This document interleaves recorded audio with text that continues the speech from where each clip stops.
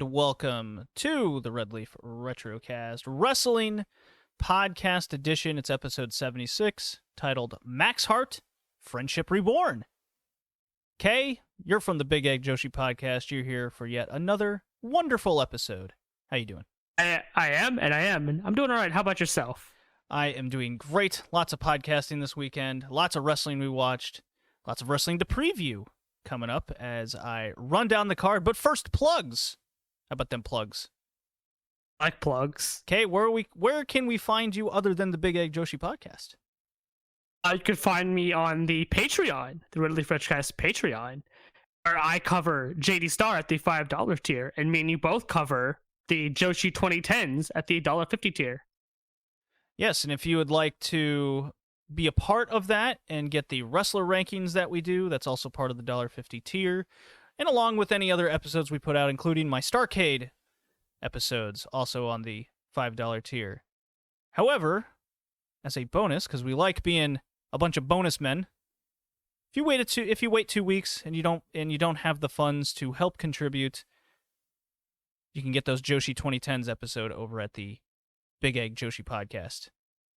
We got a lot of new Patreon subscribers in the month of February, so that was really cool to see. Thank you, everybody, for contributing and helping out. I appreciate it, guys. It's awesome. What does this episode entail today? Well, we got AEW Dynamite, February 17th through the 24th. We got some takes on the women's tournament, both positive and negative. I'm sure a lot of people have some thoughts over that. We're previewing Revolution. That's coming up. We're all hyped for that one. New Japan just had Castle Attack, both nights there. Dragon Gate, not much to say there. We're kind of taking Dragon Gate's in the gearing up phase. Champions Gate is coming up hot in March. So that's Ishida challenging Shun Skywalker for the title. They just got number one contenders for the trios titles. So look forward in the month of March to have a lot more Dragon Gate coverage. So that's all you'll hear from Dragon Gate on this podcast, unfortunately. DDT had their friendship victory in Nagoya, February 23rd, which featured a very, very good tag title match. Can't wait to talk about that. And February 28th had Into the Fight. Little fun show there. And then in the Joshi world, as we continue on, Road to Budokan continued with excellent matches from Stardom. And Kay, you will be previewing the Budokan show that's coming up. And if you're a women's wrestling podcast out there and you're not previewing and covering Budokan, what the hell are you doing? Shame on you. It's literally history. If you're not covering it, then I shame on you. You're not a real women's wrestling podcast. Well said. But they're not the only promotion, at least doing well. Tokyo Joshi Pro is running a tag tournament, and we were joined by Robbie from the Crash Rabbit podcast, a Tokyo Joshi Pro wrestling podcast. Very happy to have him join us on this episode. Ice Ribbon had a big ReBorn show on a new platform that you got on pay-per-view, the Kips platform. Nothing but good things to say about that ease of payment and the show itself. Good quality as well. That was very good, actually. And naturally, as we do, the retro section finishes out the podcast. We got episode 39 of the All Japan Women's Classics, featuring the Japan Grand Prix from 1990. New Japan through the 90s continues on. We start 1995 with the first half of the Dome show in 1995 from New Japan, and our Nitro pain continues. February 22nd, 1999 of Nitro. What a fever dream of a show that was. Look forward to that as we finish out the show. And if you want more content, like I said, join the Patreon for the $1.50 tier to get our Wrestler Rankings podcast episode that we do every 2 weeks there. Whew. Lot to cover. Yeah, a lot of plugging and running down over there. Yeah, not to mention the All Japan Women Destiny podcast that we put out on the side. A spin-off of the Red Leaf Retrocast featuring All Japan Women. Getting good feedback from that podcast, Kay? That's awesome. That's very good, especially because we have a lot of in-depth discussions looking back on that stuff, which I liked having those discussions about All Japan Women's. Don't know about you. Yeah. I like listening to your JWP episodes that you just started putting out at the Big Egg Joshi. Yeah, it's a very interesting journey. I'm learning more new things that I didn't even know going into it all. So it's a learning experience on my end and the listeners' end. Well, let's not waste any more time. The intro is done. Let me play fucking Hangman Page's music for AEW. Here we go.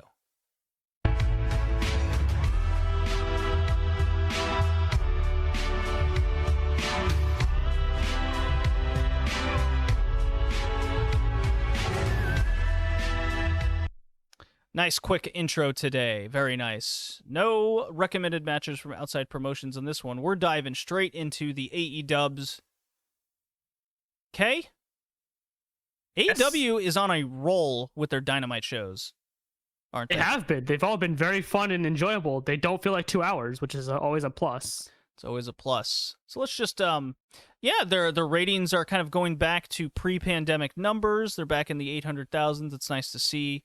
It's going to be interesting when the pandemic hit and AEW's kind of year-over-year numbers at that point, because they've maintained a flat line basically year-over-year, which is something to say considering all of TV is down X percentage, and they're not matching that. They are maintaining that flat line. So when the pandemic numbers hit again, in theory, AEW should be above year-over-year come that time frame. So I'm very curious from the kind of ratings and business sense how it holds up, basically. I mean, the least you could do, even if they don't make more, is be consistent. Like, just keep the same line. There's no bad thing with that, at least. It's not the worst thing in the world. I'd very much prefer, especially with this rolling out of good Dynamites that we've gotten lately, leading up to Revolution, you would think they should be up year over year, going up against those numbers.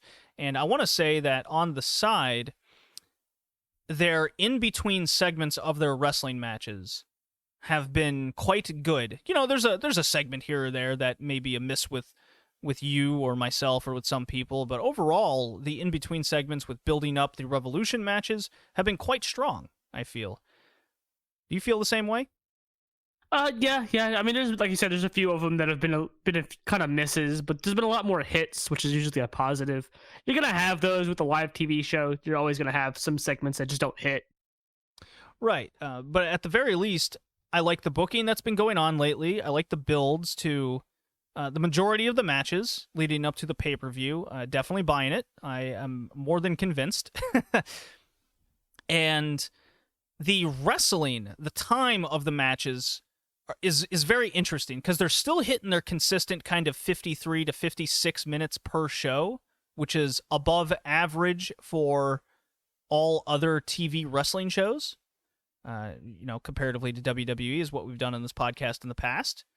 And, it's interesting to me when people say, AEW is not concentrating on the wrestling. And I'm like, well, just because their segments in between are more memorable, with kind of NWA, Mid-South, Jim Crockett promotion style Western wrestling segments, doesn't mean that they've neglected the in-ring. The in-ring is still very strong in minutes per show. And I've noticed, Kay, a trend over the last 3 to 4 weeks that the matches have varied more in times given. So I'll give you an example.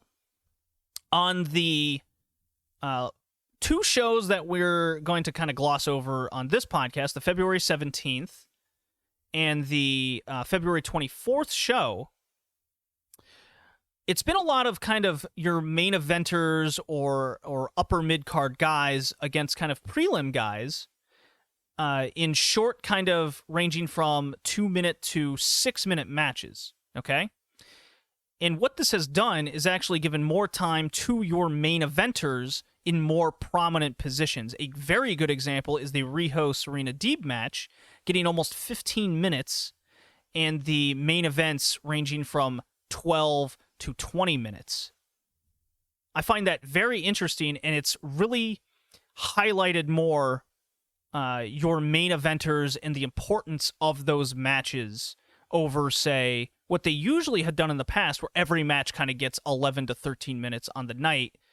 I like this. I like this direction they're going. It is, to me, it makes more interesting TV, a little bit more engaging, and when you get those more important matches, especially coming up on the pay-per-views, they make them feel that much more special and unique. Do you feel the same way, or have you kind of gauged that reference?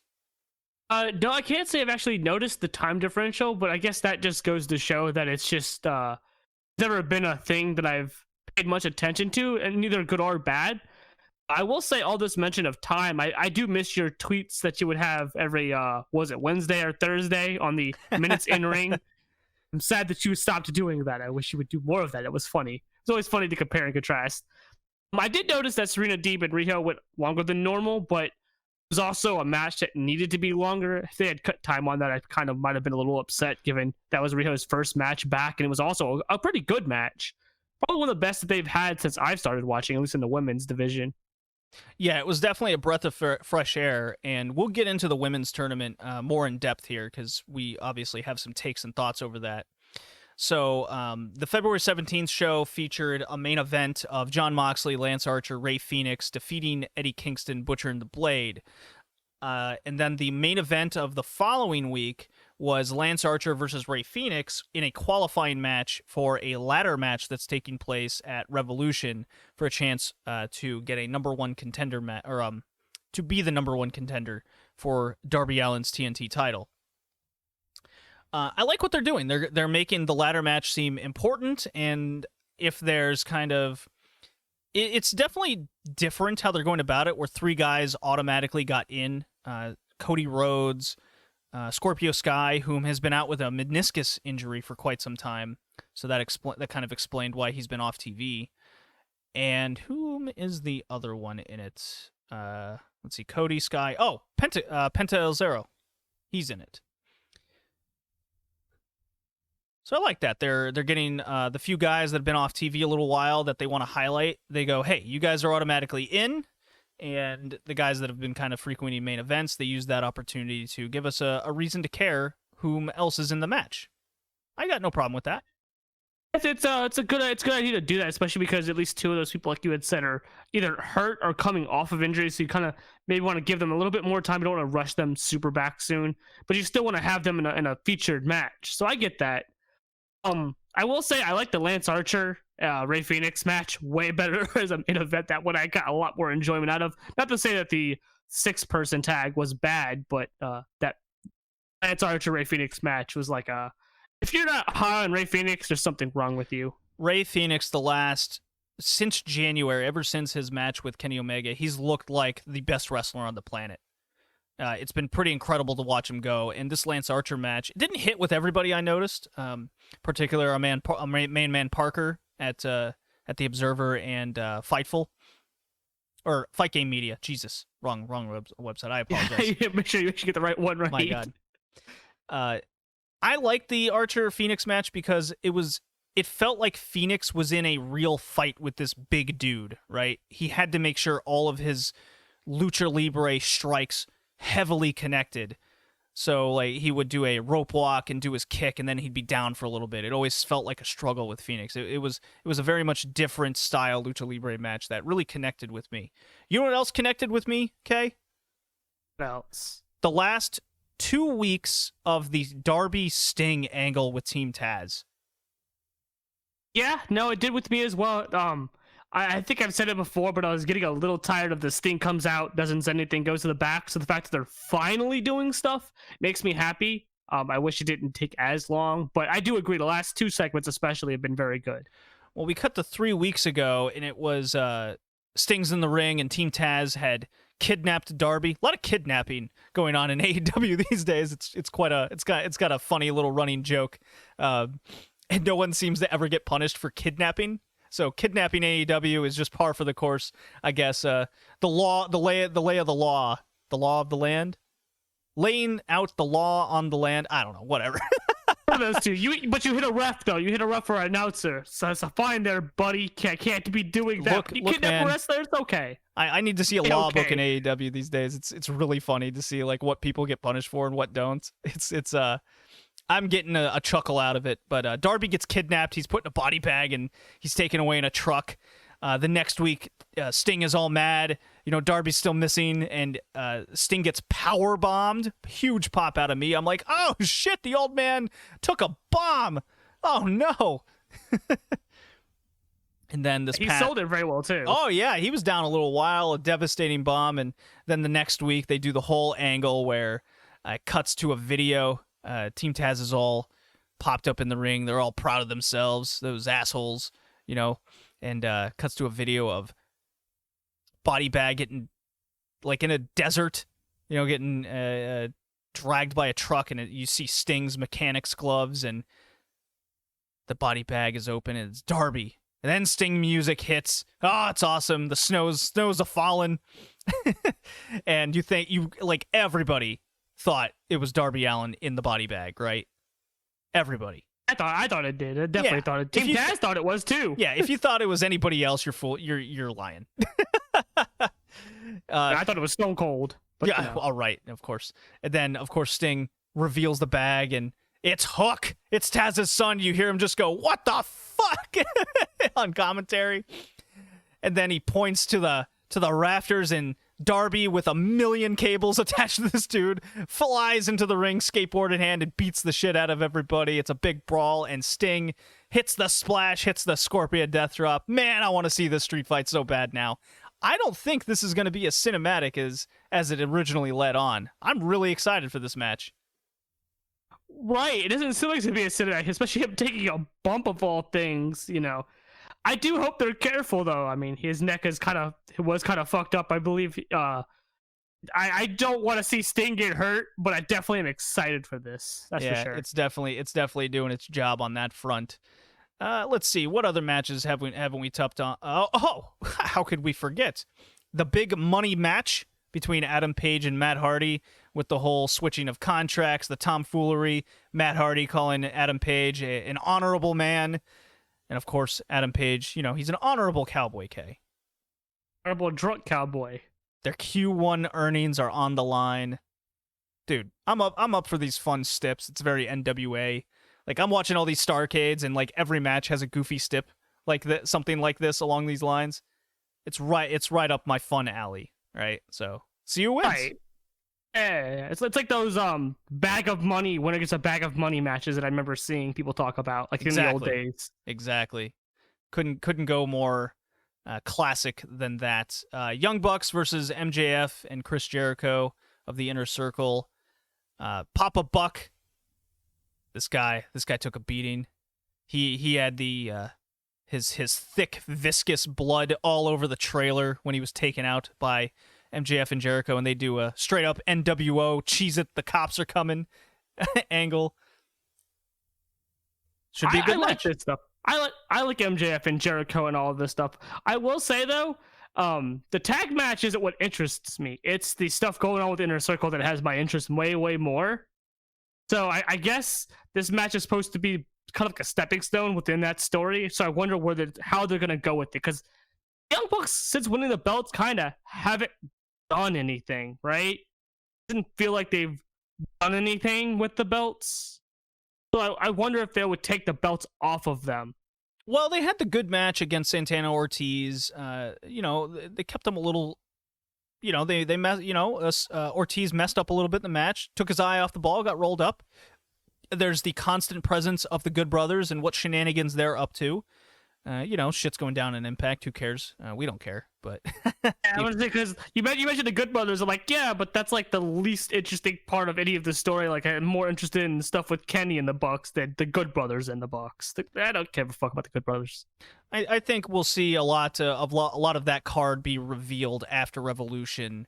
And speaking of Revolution, the main event. Oh, I'm sorry. Before I mention that, Casino Tag Team Battle Royal should be fun. There's a big TBA announcement among all those teams. Miro, Kip Sabian are finally going to face Cassidy, Taylor, whatever. It's an undercard type match. We'll see if probably they do. The opening match. I have a feeling the Young Bucks are going to be the opening match. If anything, okay. Miro and Kip, that match should be second. Just put them in the death spot.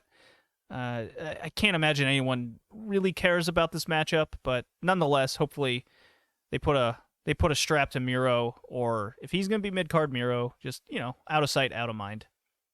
Shame. Yeah, I mean, he's been kind of funny, like some of the stuff with the Dave and Busters, and I like the wedding segment for what it was. It was definitely not the worst of those segments I saw. It had some funny one-liners and moments in it, but, mid-card Miro is mid-card Miro. Even if they push him to the top at this point, I kind of don't think I'll take him that seriously. You have to do a lot to make him take him seriously at this point. Yeah, they're gonna have their hands full with getting him back into serious mode. In our main event, Kenny Omega, Jon Moxley. Omega's pissed. He's making extermination chamber bombs for Moxley. He wants to take him out for good. Exploding barbed wire death match. Onita style is on American soil. Moxley cut an amazing promo selling you on the match. I have no idea who's going to win this sucker. I'm excited. I am as well. I still think Kenny's winning. I don't see Kenny dropping that belt to anybody other than Hangman Page. And I think the fact that the stipulation is exploding death match, barbed wire death match, is more of a reason to, you can do stuff to make Moxley lose and not look weak as a result. Like, you could have somebody come in and just throw a mine in his face. That'd be the finish. And that would work because there's no DQ. So it's like he got screwed over by the heel. It still keeps him looking strong, and so I think that's fine if he loses. I definitely don't want to see Moxley win the belt at this point. He kind of had the belt for a while. So if he won it here, I'd be a little disappointed, I will say. It's definitely going to be an interesting match in how they modernize such a crazy 90s stipulation, Can you modernize that? I don't know if there's any way you really can. The way it was explained on commentary, at least in their brief little description, was the ropes are going to be wrapped up in barbed wire rather than the ropes are barbed wire.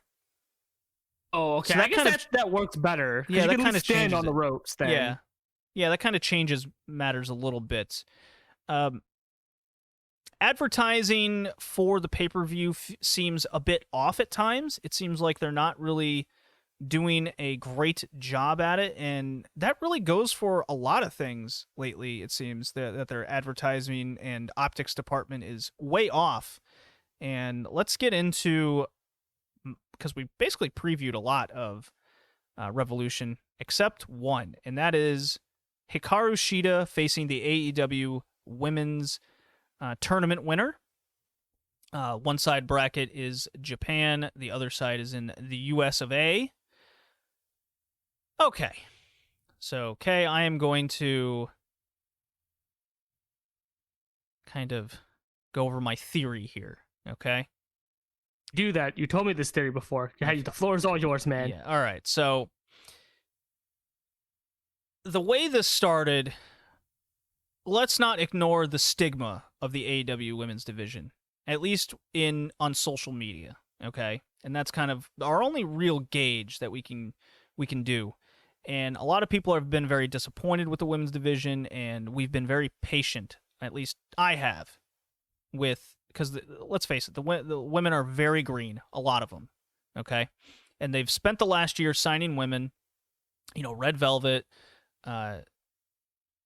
Jade Cargill, they're having a big match next week on Dynamite. It's all about them and Jade getting over, having Shaq on there. They've done a poor job pushing that match.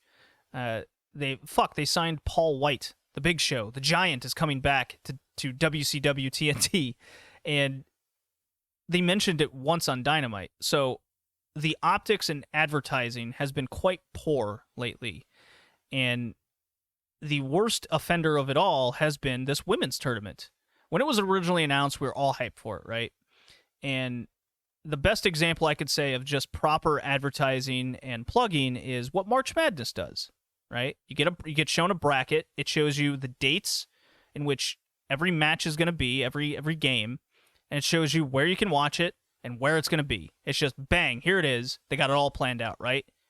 We didn't get that with this tournament. It seemed very on the fly, and that really can't be because they entrusted Shida to put together and book, or at least help book, everything in Japan happening in the Ice Ribbon Dojo. So instead, we just got this hodgepodge of matches across 3 outlets, okay? The Japan matches are going to be on YouTube and on Mondays at 7 EST, okay, on the AEW YouTube channel. And then seemingly out of nowhere, they announce it's going to be on Bleacher Report. Not Bleacher Report Live, the ESPN-like app that Bleacher Report has. They're going to have a big show there. And they didn't advertise like how it's going to be presented because they moved the eventual Riho Thunder Rosa match to that. And later they announced a trios match and another match that's going to be on there. It's very confusing because it wasn't laid out properly initially, and they weren't consistent with it either. They're always constantly plugging different shows. So my theory is that let's go with this Winter Storm idea, okay, where it kind of threw things out of a loop, so they had to put things in and around accordingly because things got messed up due to the Winter Storm. Okay, that's fine, but they did announce the Bleacher Report thing pretty much prior to that, if I got my timeline straight. Or we go with the theory that Tony Khan, this is just theory, okay? Tony Khan, the Booker man,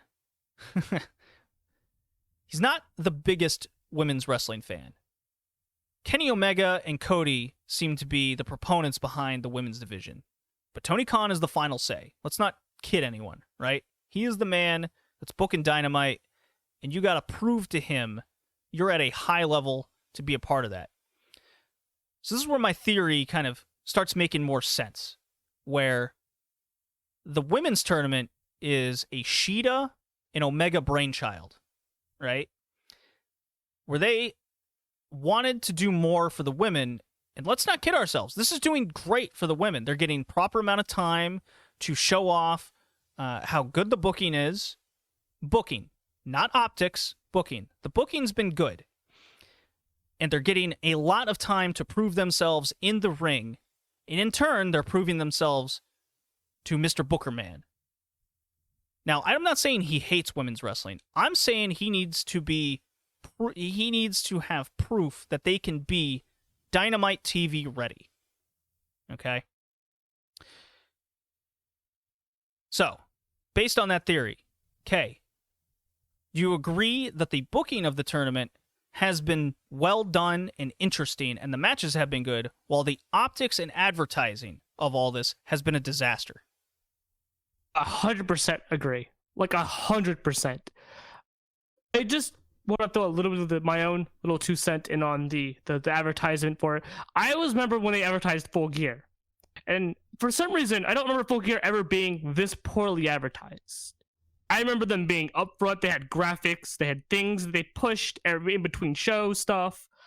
I remember being very much aware of what that card was. When we were running down this AEW Revolution card, I had forgotten some of these matches because they hadn't pushed them. Like, I didn't know the Kip Miro thing was even happening. I forgot about that, and they just talked about that. But they're not showing or advertising the card well enough. Even on social media, not advertising it well enough. Oh, the social media is a disaster. Just today, they tweeted the tournament, the Bleacher Report thing, which is supposed to happen today as of this recording, right? They said it's going to happen tomorrow. And then instead of deleting that tweet and correcting it, they just tweet like an hour and a half later at the correct time, but don't delete the incorrect one. It's a disaster. I think upon this time of recording, they finally did delete it. But that's unacceptable. It took them 2 hours. It took them 2 to 3 hours to do that. Right. That's incompetent. You can't do that because it's misinformation. Even if you tweet the correct one later, why are you keeping the incorrect one up so that other people can see that and be mistaken? It's not good. I think the Winter Storm thing, I think the Bleacher Report thing was after, but I don't know, right? I'm not paying attention to their social media enough to know that. But even if it is the Winter Storm, just because we, like me, you, and a few other people kind of know that, doesn't mean everybody knows that. And you need to be transparent with why you're having to do this. They didn't say anything. Hey, it's happening on Bleacher Report. And they didn't even like specify. They had to like me, you, and not me, but you and a lot of other people had to tell people what this Bleacher Report thing was because they didn't tell anybody. They just said Bleacher Report. Okay, Bleacher Report live, Bleacher Report. Like, it wasn't until like almost the next Wednesday night that they finally specified. It's too long. You need to do something. You need to say something. You need to be more transparent upfront, and you need to advertise things better. It's unacceptable. Right. Can't do this. I like your word. I like your verbiage of transparency, because the official word is they wanted to get fans used to the Sunday viewing pattern, because the first pay-per-view Revolution is going to be on Sunday. So they're doing this Bleacher Report thing to get us used to watching it. I'm like, I think it's you're dumb. trying. That yeah, makes no sense. I think you're just that trying to no spin. Sense. I think you're trying to spin this emergency as something of a business move. And I go, okay, if we look at it from a business move, then you did a poor job advertising it. Or you just be transparent and say, due to the winter storm and people not being able to show up, we're using this opportunity on a partner platform to push this women's show to help make up for the time due to a storm. It's not that hard, right? Then everybody would advertise it. Right, and then everybody, like, instead, then everybody would be understanding and then hyped that they're doing a women's show, right?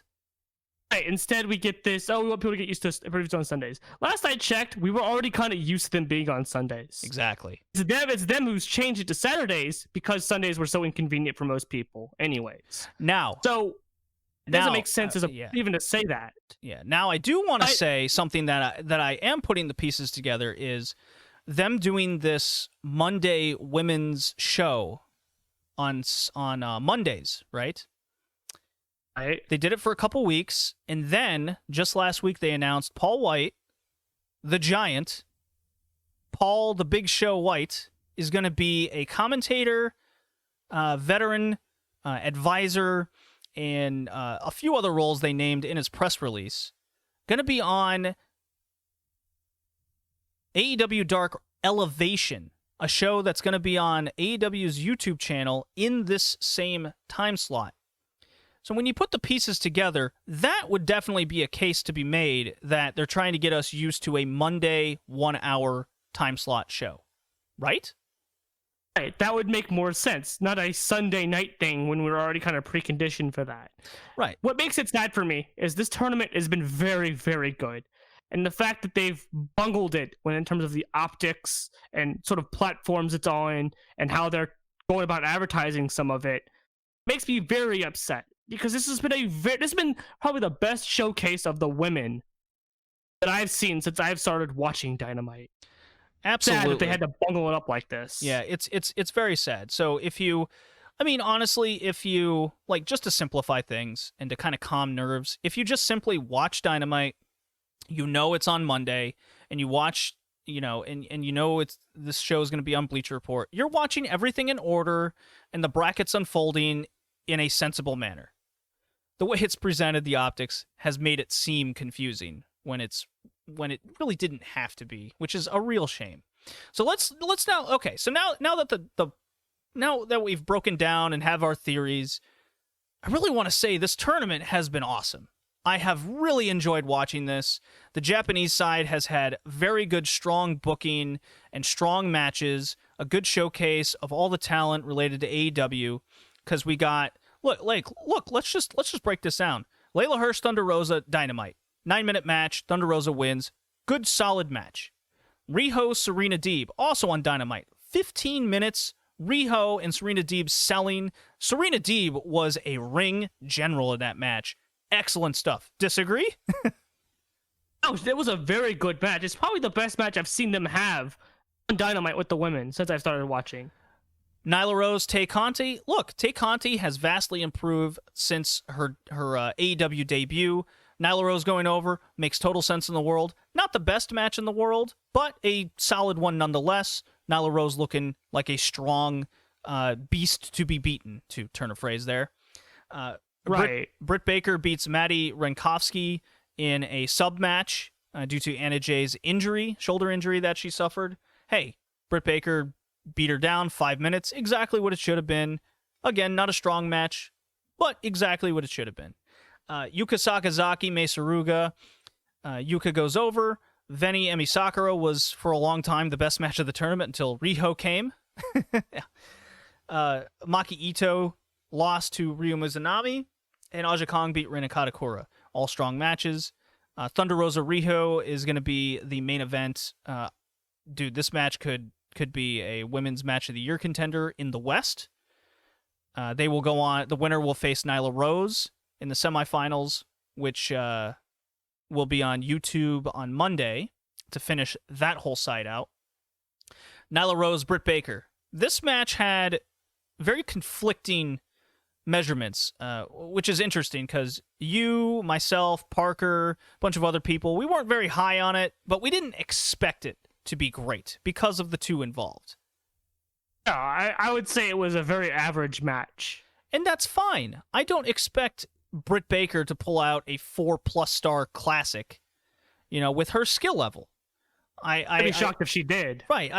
There's a ceiling to her skill at this point in time, and Nyla Rose beating her makes sense to me because she is the former champion, and she has a case to be made to go back for the title, right? So when you put the stories together, there's so many possibilities that make this tournament super interesting.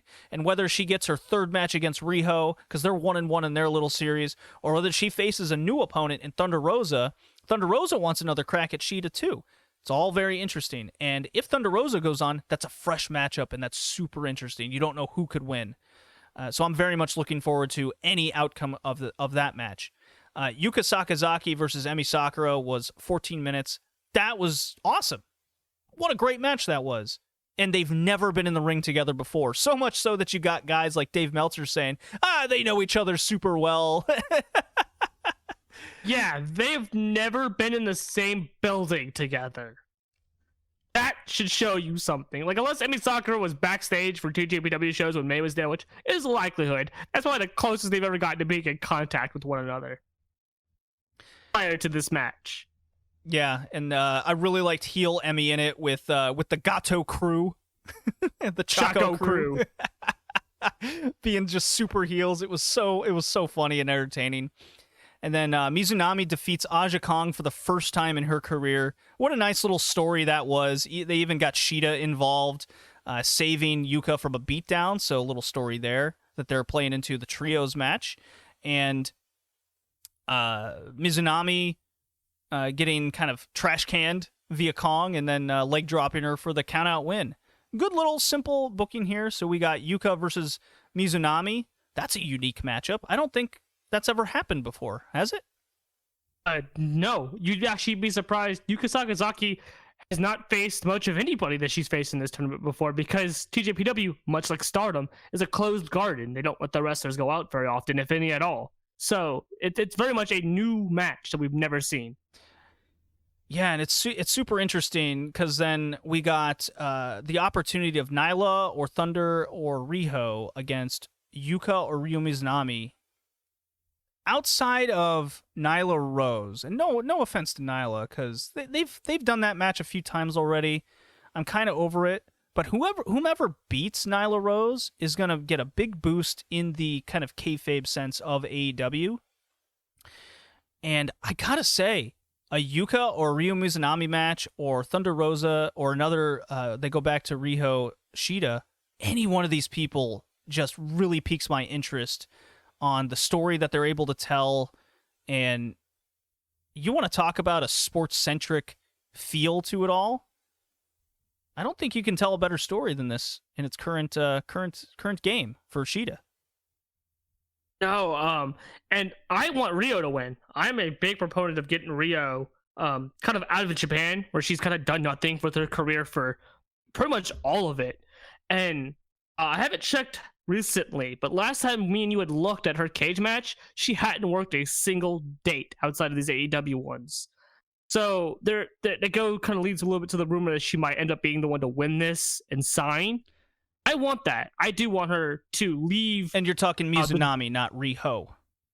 Yeah, I'm talking Riho Mizunami. Yeah. Did I say Riho? Well, it just sounds like that when you say yeah, it. That's why I keep saying Mizunami to really differentiate between the two.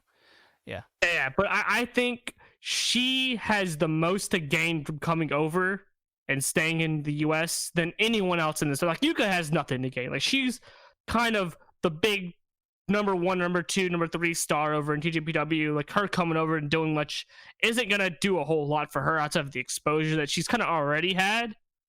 But I want Rie Mizunami to leave Japan because right now she's kind of like in the dregs of Seedling, and she's not really doing anything. And to see her go somewhere would make me happy, at least, because she's always been talented. She just never got any opportunities, which is unfortunate. I mean, when you really think about it, there's no reason that AEW couldn't still bring over Yuka, Mizunami, and any number of people just because. I mean, let's face it, things are opening up a little bit more, and someone like Mizunami, who's a freelancer, has all the time in the world. I mean, what's stopping them from bringing Venny over, just to name someone? So just because someone doesn't win the tournament doesn't mean that they don't have plans for them in the future. I want to make that clear. As for Riho, I think she's the least likely out of any of these people to win the tournament because, and I just can't get this out of my head, she beat the NWA champion Serena Deeb. And I really think they're going to run that match back, especially considering how good it was. Well, yeah, I think they're going to have the NWA title, and I can see them putting it on Riho, because why not? Why not, indeed? What is the NWO? What's the NWO? The NWA going to have going for them at the moment anyways, outside of no YouTube videos on their YouTube channel? I mean, it's basically a second women's title, and that kind of keeps things interesting and fresh, because then they can have Shida kind of hanging out in Japan, and then they have the NWA title on Dynamite. I like it. Again, the optics from a surface level look bad. None of us are denying that. But when you just look past the surface to, what's actually being done in the background to it all, and what's going on Dynamite, even from a one-match perspective, there's a lot being accomplished here.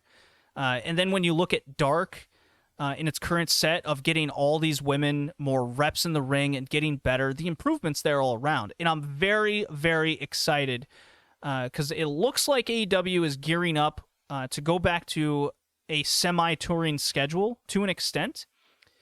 Because Dark in its current form during this pandemic has been their 2.5 hour shows where they have their 15 matches to get people enough time in the ring. So I think this elevation on Mondays is going to be what we've seen on Dark during this pandemic period.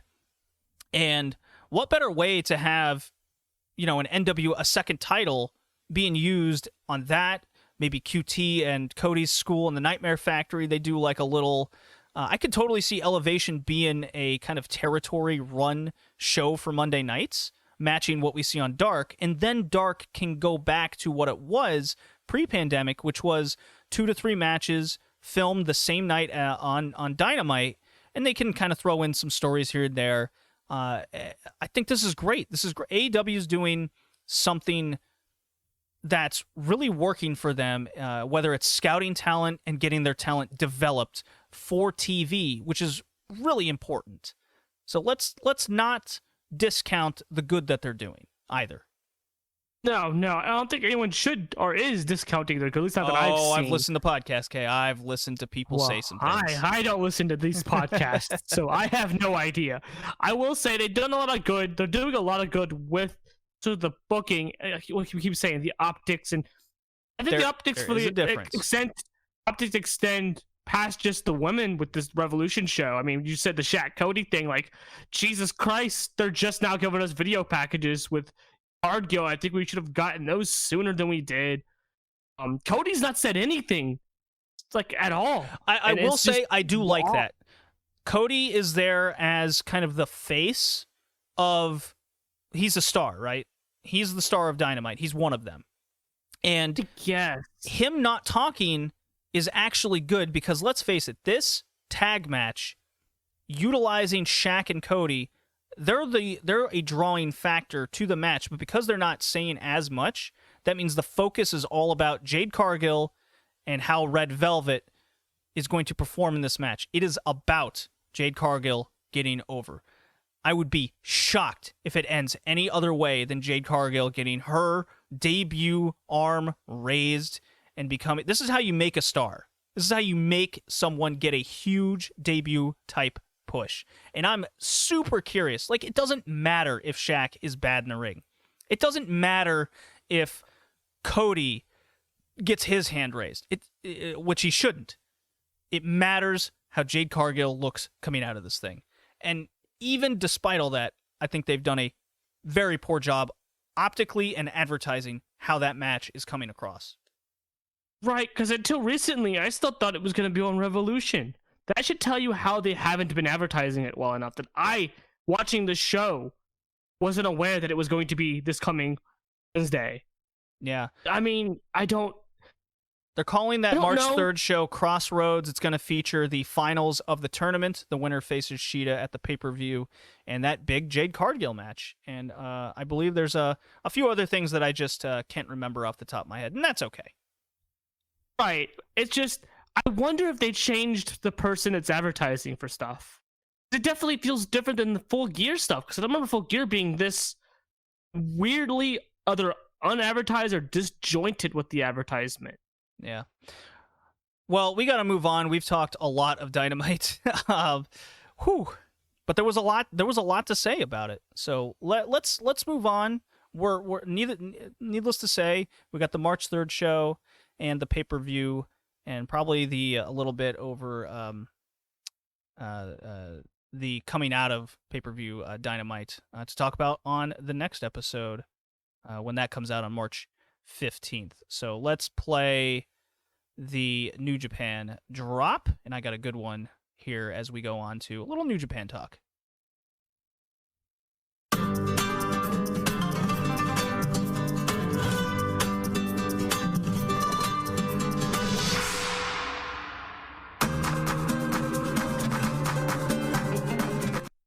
All right, New Japan Castle Attack. Dude, I'm up for a speed run. You up for a speed run? Let's catch up on some time.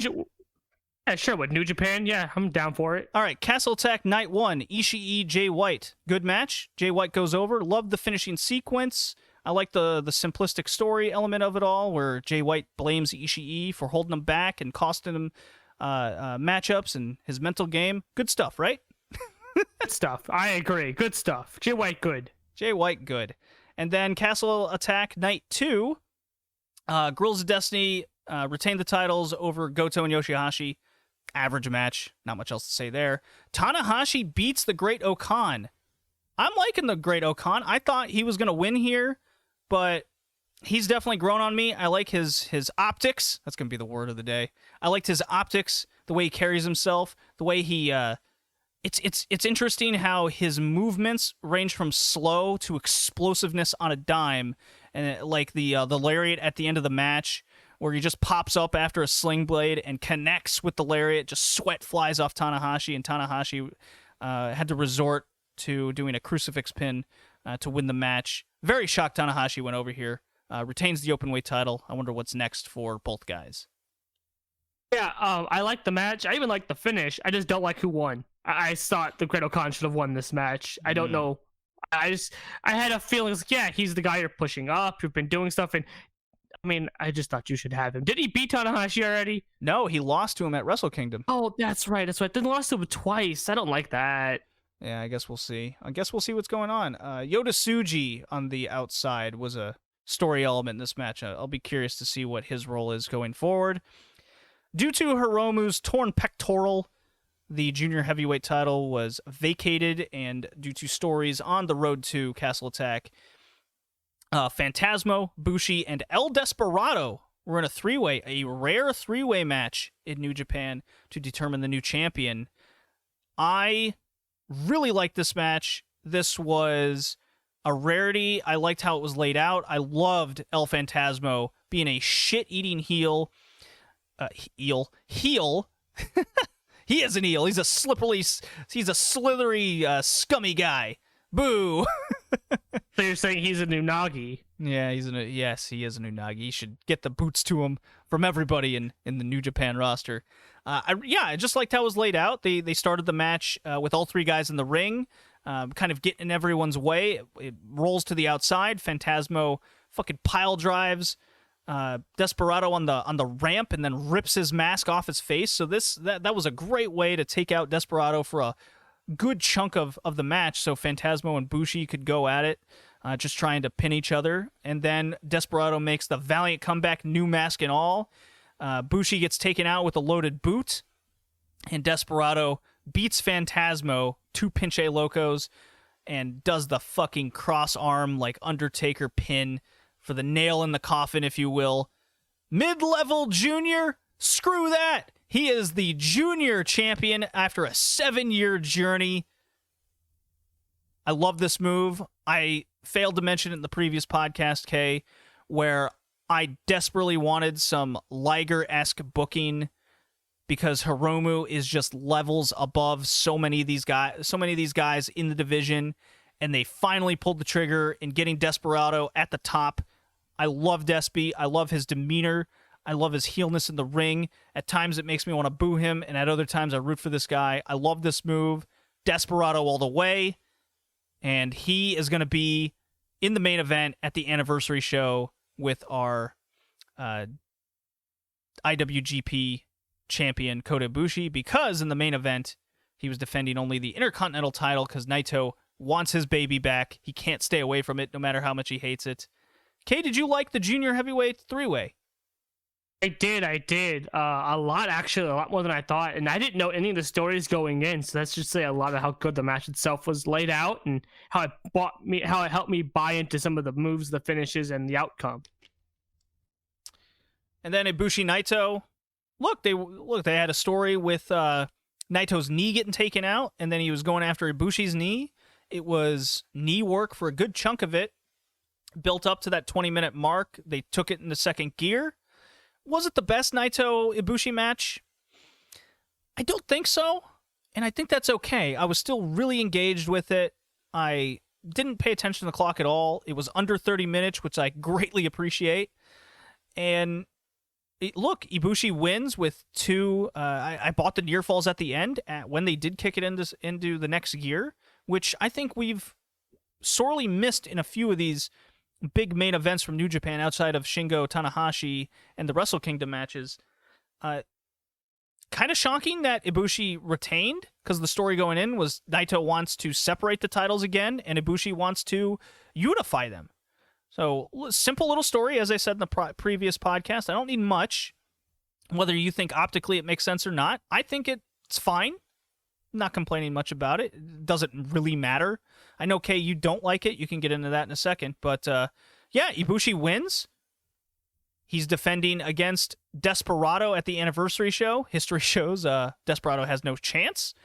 And they're doing the anniversary show in a few days. Should be a fun match. I'm excited. I think this Castle Attack Night 2, I'm satisfied with what happened. Kay, what are your thoughts? Yeah, it's another case of I like the match. I even like how the finish was laid out. I just don't like who won. I don't like these 2 belts being together. It's never been a thing I've ever liked in any wrestling promotion, because it always feels like, unless they're 2 world titles, if it's like the supposed secondary belt and the world belt, it always makes the secondary belt go lesser than, because then it doesn't give people that won't get the world title a shot to wrestle for anything. I get they're trying to do that with the Never belt, but even as a new fan, I can't take the Never belt seriously. It doesn't feel like it's a big enough belt. Whereas I know the IC belt's a big deal, because I know people with big name value have held that belt. So them doing this just doesn't... It feels like everyone's fighting for like a scrap belt, whereas I feel like everyone should be fighting for the IC belt instead. And them doing this is not something I'm a fan of at all. And that's New Japan. So, like we said at the top of the cast, no Dragon Gate. Get ready for March. There's going to be a lot of Dragon Gate to talk about there. Let's play this next drop, because we got some DDT to talk about as I go and find it. Are you feeling some Chris Brooks? I'm feeling some Chris Brooks. All right, let's play some Chris Brooks.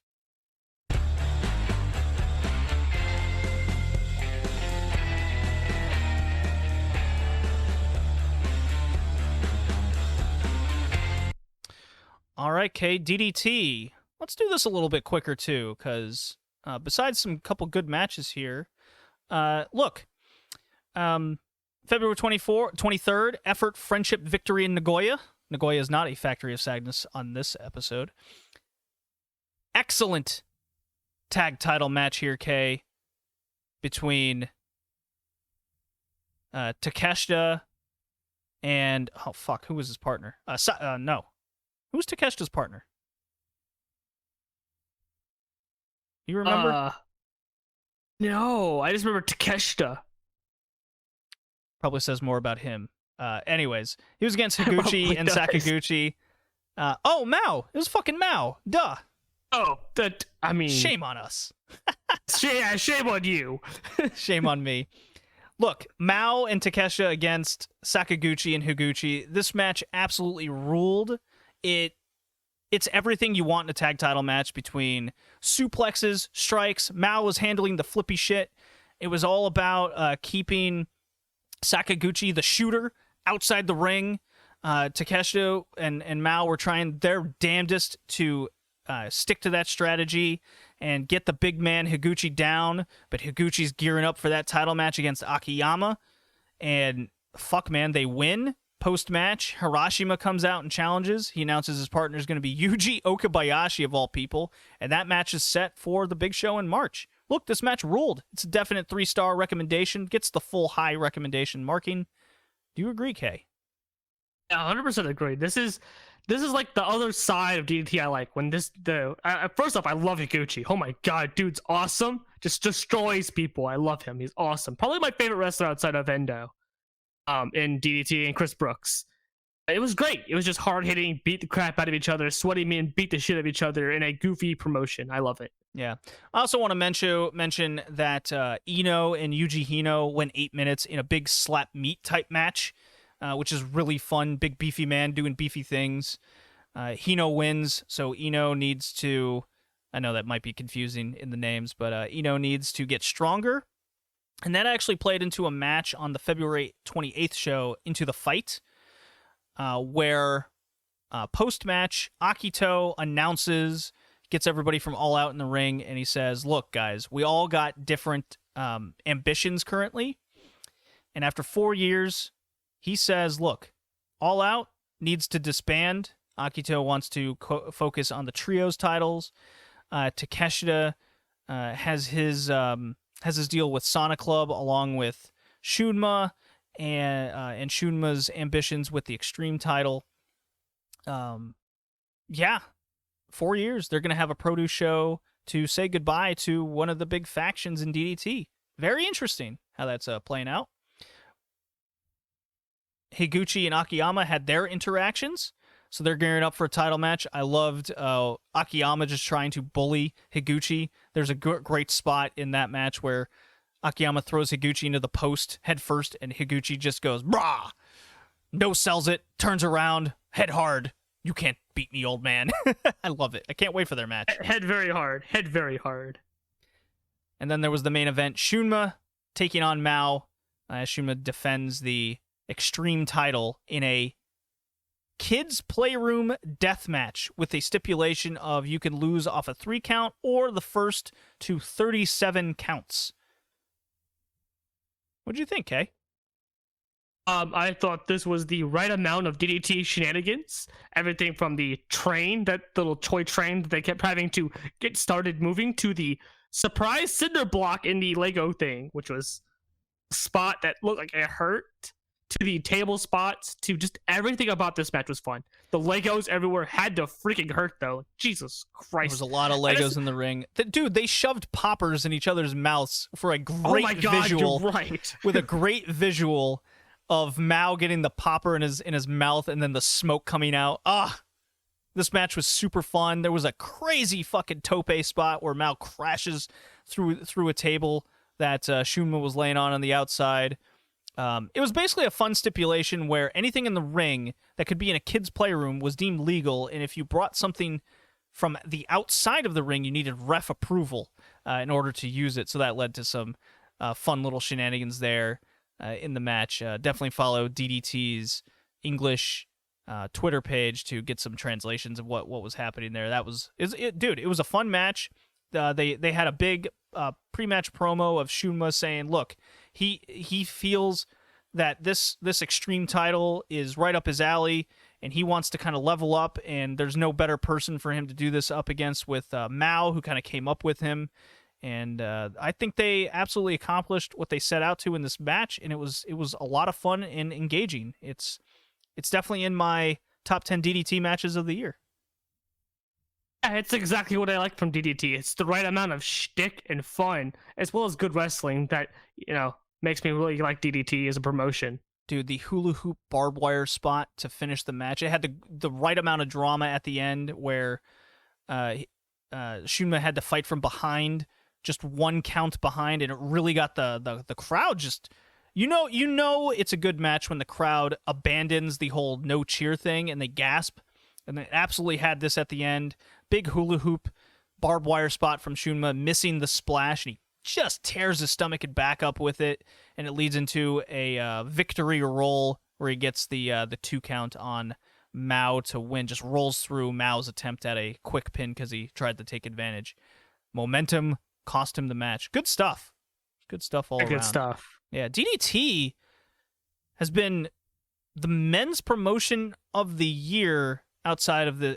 look, man, if AEW didn't have its poor advertising optics, if we just look at how Dynamite's been keeping us engaged on Wednesday nights, DDT's been the male promotion of the year so far. I can't say I disagree, at least right now I can't.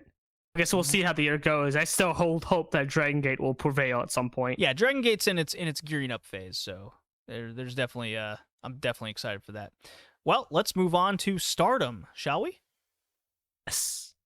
Let me play Julia's drop. I think she's earned it. More than earned it.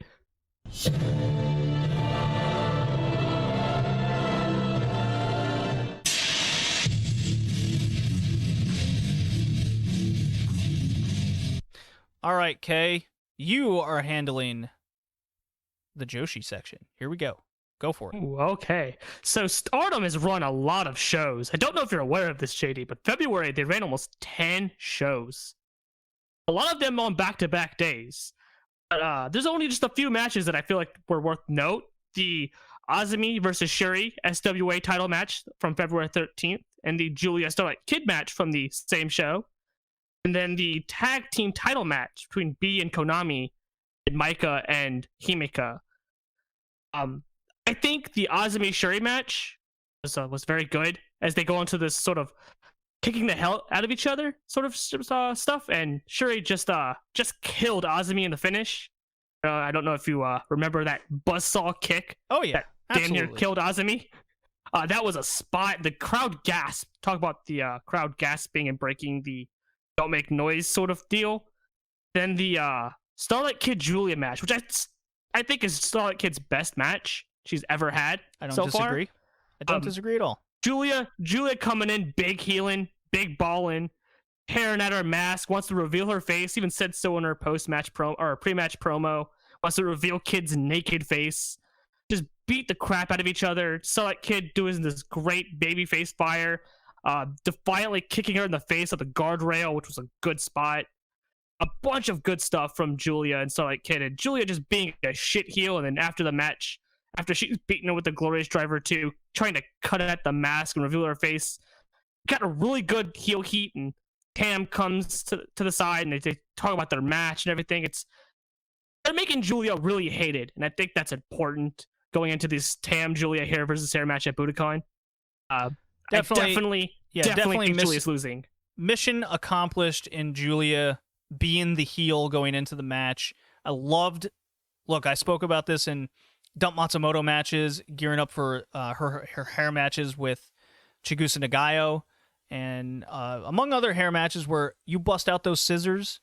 It's excellent symbolism, and cutting off the ears of Starlight Kid's mask. Look, man, Lucha Libre, the masks are sacred. Starlight Kid pegs herself as kind of a luchadora, if you will, and she played the very good babyface in peril. The crowd definitely sympathizes with Starlight Kid. That's going to definitely play into a story as the year goes on of 2021 for Starlight, and Look, Julia Tam headlining Budokan. It's the match with the most build. It's the match with the most heat. It's the match people want to see the most, I feel. Right, definitely. It's definitely the match that's got the most attention and buzz around it, especially within the fan base and even outside the fan base. But I kind of, before I talk about Himeka, the tag title match, since we're on the sort of topic of Budokan a little bit, I want to run down a list of accomplishments I think Stardom's had. I don't think it talked about a lot. Sure, go for it. If you'll let me. So Stardom is the first promotion to run Budokan since 1997. It's been almost 25 years, and no women's promotions run that venue at all. And I tried to see if there was any one-off women's matches from maybe another random promotion somewhere that maybe happened there, and I couldn't find anything. So they're going to be the first time women have even wrestled in Budokan in almost 25 years. That's a big fucking deal. Like a really big deal, and I just feel like nobody's stressing on that. We've also had a national broadcast contract where their show, We Are Stardom, is broadcast on the free national broadcast TV to where any Japanese citizen can tune in. The only promotion that has that currently is New Japan. There's only those two promotions that have had it. You know, the last time a Joshi Promotions had that, it's been 20 years, and it was AJW. They've wrapped. They had like a train wrap. I don't know if you know what that is. It's sort of when they have the advertisements trap, sort of on the full length of the train advertising something. Sometimes usually idol promotions use it a lot, right? Anime use it a lot. No Joshi promotion has ever, and I mean ever, done that. That's a big deal. I think only New Japan's managed to do that because obviously New Japan, right? Even had like little billboards at each train station. No Joshi promotions had that. They've had brand deals with clothing brands that are popular among, especially the 16 to 25 demo, which I'll get back to in a second, as well as hair, nail, and like cafes, stuff like that. They've had several big promotional things with different things. No Joshi promotions have this. I mean, you get your small little local ones that Ice Ribbon might have here and there with small local restaurants, but Joshi promotions get this sort of publicity. Even had things with like B and C level celebrities. Well, I mean, no Joshi promotions done that in a long time, have they? And to top it off, they've had the 16 to 25 demo coming. They've had more young people showing up at their shows. And that's something that Joshi has struggled with for decades. Like beyond 20 years. We're talking like in the 90s, the heyday, they were still struggling to bring new, younger fans in. On top of that, most of them have been women. Oh, look at the Korakuen crowds. You'll see more women than you've ever seen at a Stardom show. More women than you've seen at any show outside of a Marvelous show, probably, because that's Chigusa's territory, right? That's big. Nobody talks about this. They ran Osaka 80 on 1. You know the last Joshi promotion that ran that? None. They don't run it. Ran Sendai Sun Plaza. You know who hasn't run Sendai Sun Plaza? Any Joshi promotion, including Sendai Girls, which is that's their home territory, and they've never even stepped foot in that venue. This is huge. Nobody's talking about these. Everyone's bitching about the booking, the structure of the cards, this, that, and the third. Nobody's talking about how big of a deal this is. They've made 7 covers of Shoe Pro. No Joshi promotion does that in a year. How many have Tsukasa Fujimoto made recently? She's very proud of her magazine covers. Oh, she made it. Ice Ribbon makes it here and there. I don't think TJPW ever makes it. I don't think I've ever seen TJPW ever make a cover, which is weird. But Ice Ribbon's made it a few times, right? But they've made more covers this year than New Japan. They've had 3 covers this year. New Japan's had the 1. That's an interesting aspect of how much the women are, I guess, more marketable to something like a magazine. I find that interesting.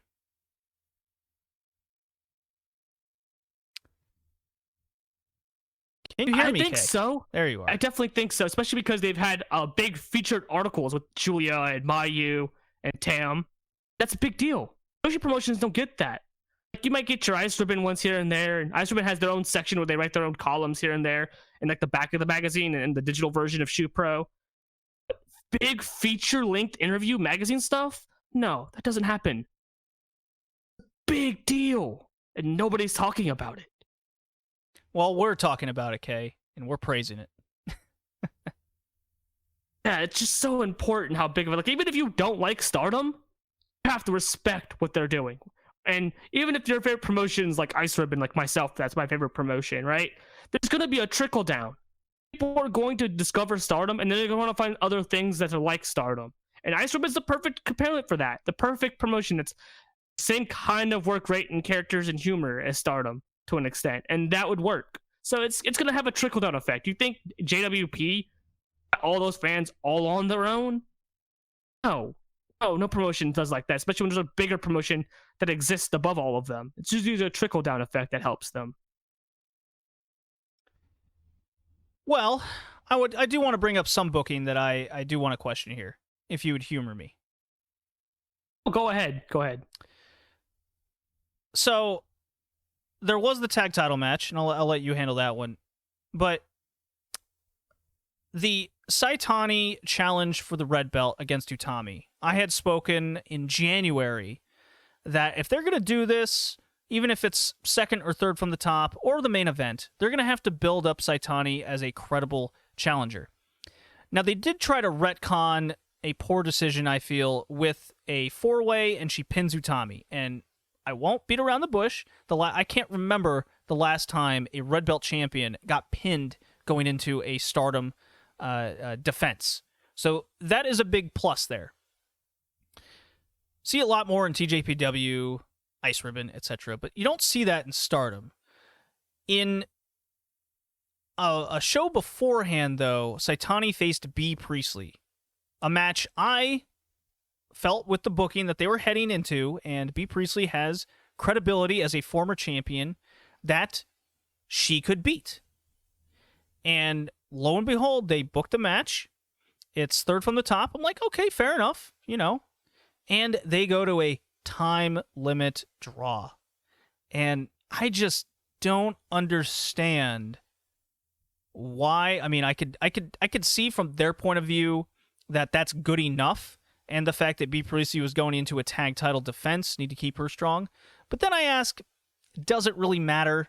Does B. Priestley really lose anything if she's not in the main title picture at this current juncture? And I would say no. Give Saitani the win so she becomes a credible challenger, beating a former champion. And you add that on to pinning Utami, even in the four-way. That just makes her that much better. It gives you a lot more promo time. So that is my one big gripe heading into Budokan. Other than that, with all the accomplishments that you laid out, Kay, with Stardom, what Stardom's doing, how Shuri has carried this SWA title as a legit top title in the company, the great match with Azumi, Julia looking like the top star in the company currently, and honestly, going into that Julia Tam Nakano hair versus hair match, I am hyped as hell for that, and I'm honestly 50-50. I don't know who's going to win that, and whomever gets their haircut, I can't really complain about the booking because I'm excited for a result in either way. As a fan, do I want to see Julia go bald? Absolutely, because she's the heel. I want to see Tam finally win the big one and get her win. But even if she loses, I'm up for crazy Tam, and I'm up for shit heel Julia rubbing it in my face. Now tell me about the tag title. Tell me about the tag title match. Okay, so on the next show after this 13th show, the one with the Azumi, Shuri, and Starlight Kid Julia match, there was a main event for the tag titles. That being the team of Konami and B. Priestley, and Himeka versus Maika. Maika! So, I hear a lot of that from Natsupoi at the ringside. I thought that was quite funny. Natsupoi sort of channeling that Himeka energy and yelling for Maika.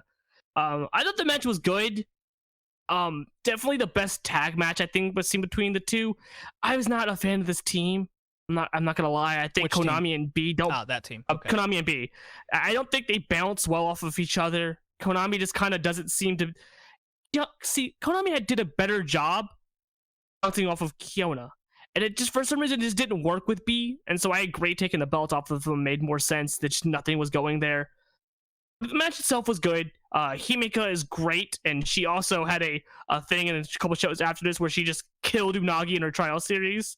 I just want an autopsy on that one. She just killed her.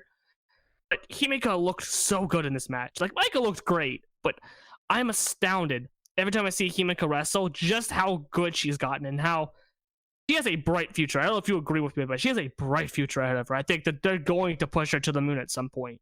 They have to, right? She's so good. And her promo work is so good, too. Probably one of the best promos in the company right now. I don't disagree. There you go. yeah. Budokan's going to be great. I took the day off work for that show, so that's how hyped I am. I even bought it on pay-per-view. Hell yeah, there you go. Giving them the money. Yeah, I mean, look, if you don't have the money for a high-end pay-per-view show like Budokan, then look, it's on Samurai TV, $3. Go sign up, iSakura. It's an easy Google with a how-to. Do it that way. Support the show. Watch the show. It's history. I took the day off work because I want to see the history unfold in front of me. As a lover of Joshi and Joshi history. I'll watch it after work. So yeah, I liked the decision. Maika and Himika. Himika, she had a big story going after those tag titles. Went through a couple teammates. She lost at Yokohama with Himika or with Maika prior. She lost with Natsupoi, and she channeled Maika again as her tag team partner. I thought she was gonna lose again and get Julia as her partner, but I like this. I love Maika. She coming off her title match that she lost to Tommy in January, and now she's a tag champion. I'm all for this. DDM all belts, it seems, currently. Right, as opposed to Queen's Quest all belts we got not too long ago. I like it as well. I think this is probably the perfect team to have the belts right now. Konami and B just weren't doing it, and I think maybe they saw that too, which is why they didn't get a whole lot of defenses in before dropping them. A team that just didn't have chemistry, and I just don't know. Like, I don't know if this didn't gel well together, their styles, or if B just isn't a good tag wrestler. I think it might be B is a good singles wrestler, maybe not a good tag wrestler. Maybe B because she was out for so long, or maybe there's just some chemistry missing with her. I don't think she's doing bad. I just think there's room for improvement.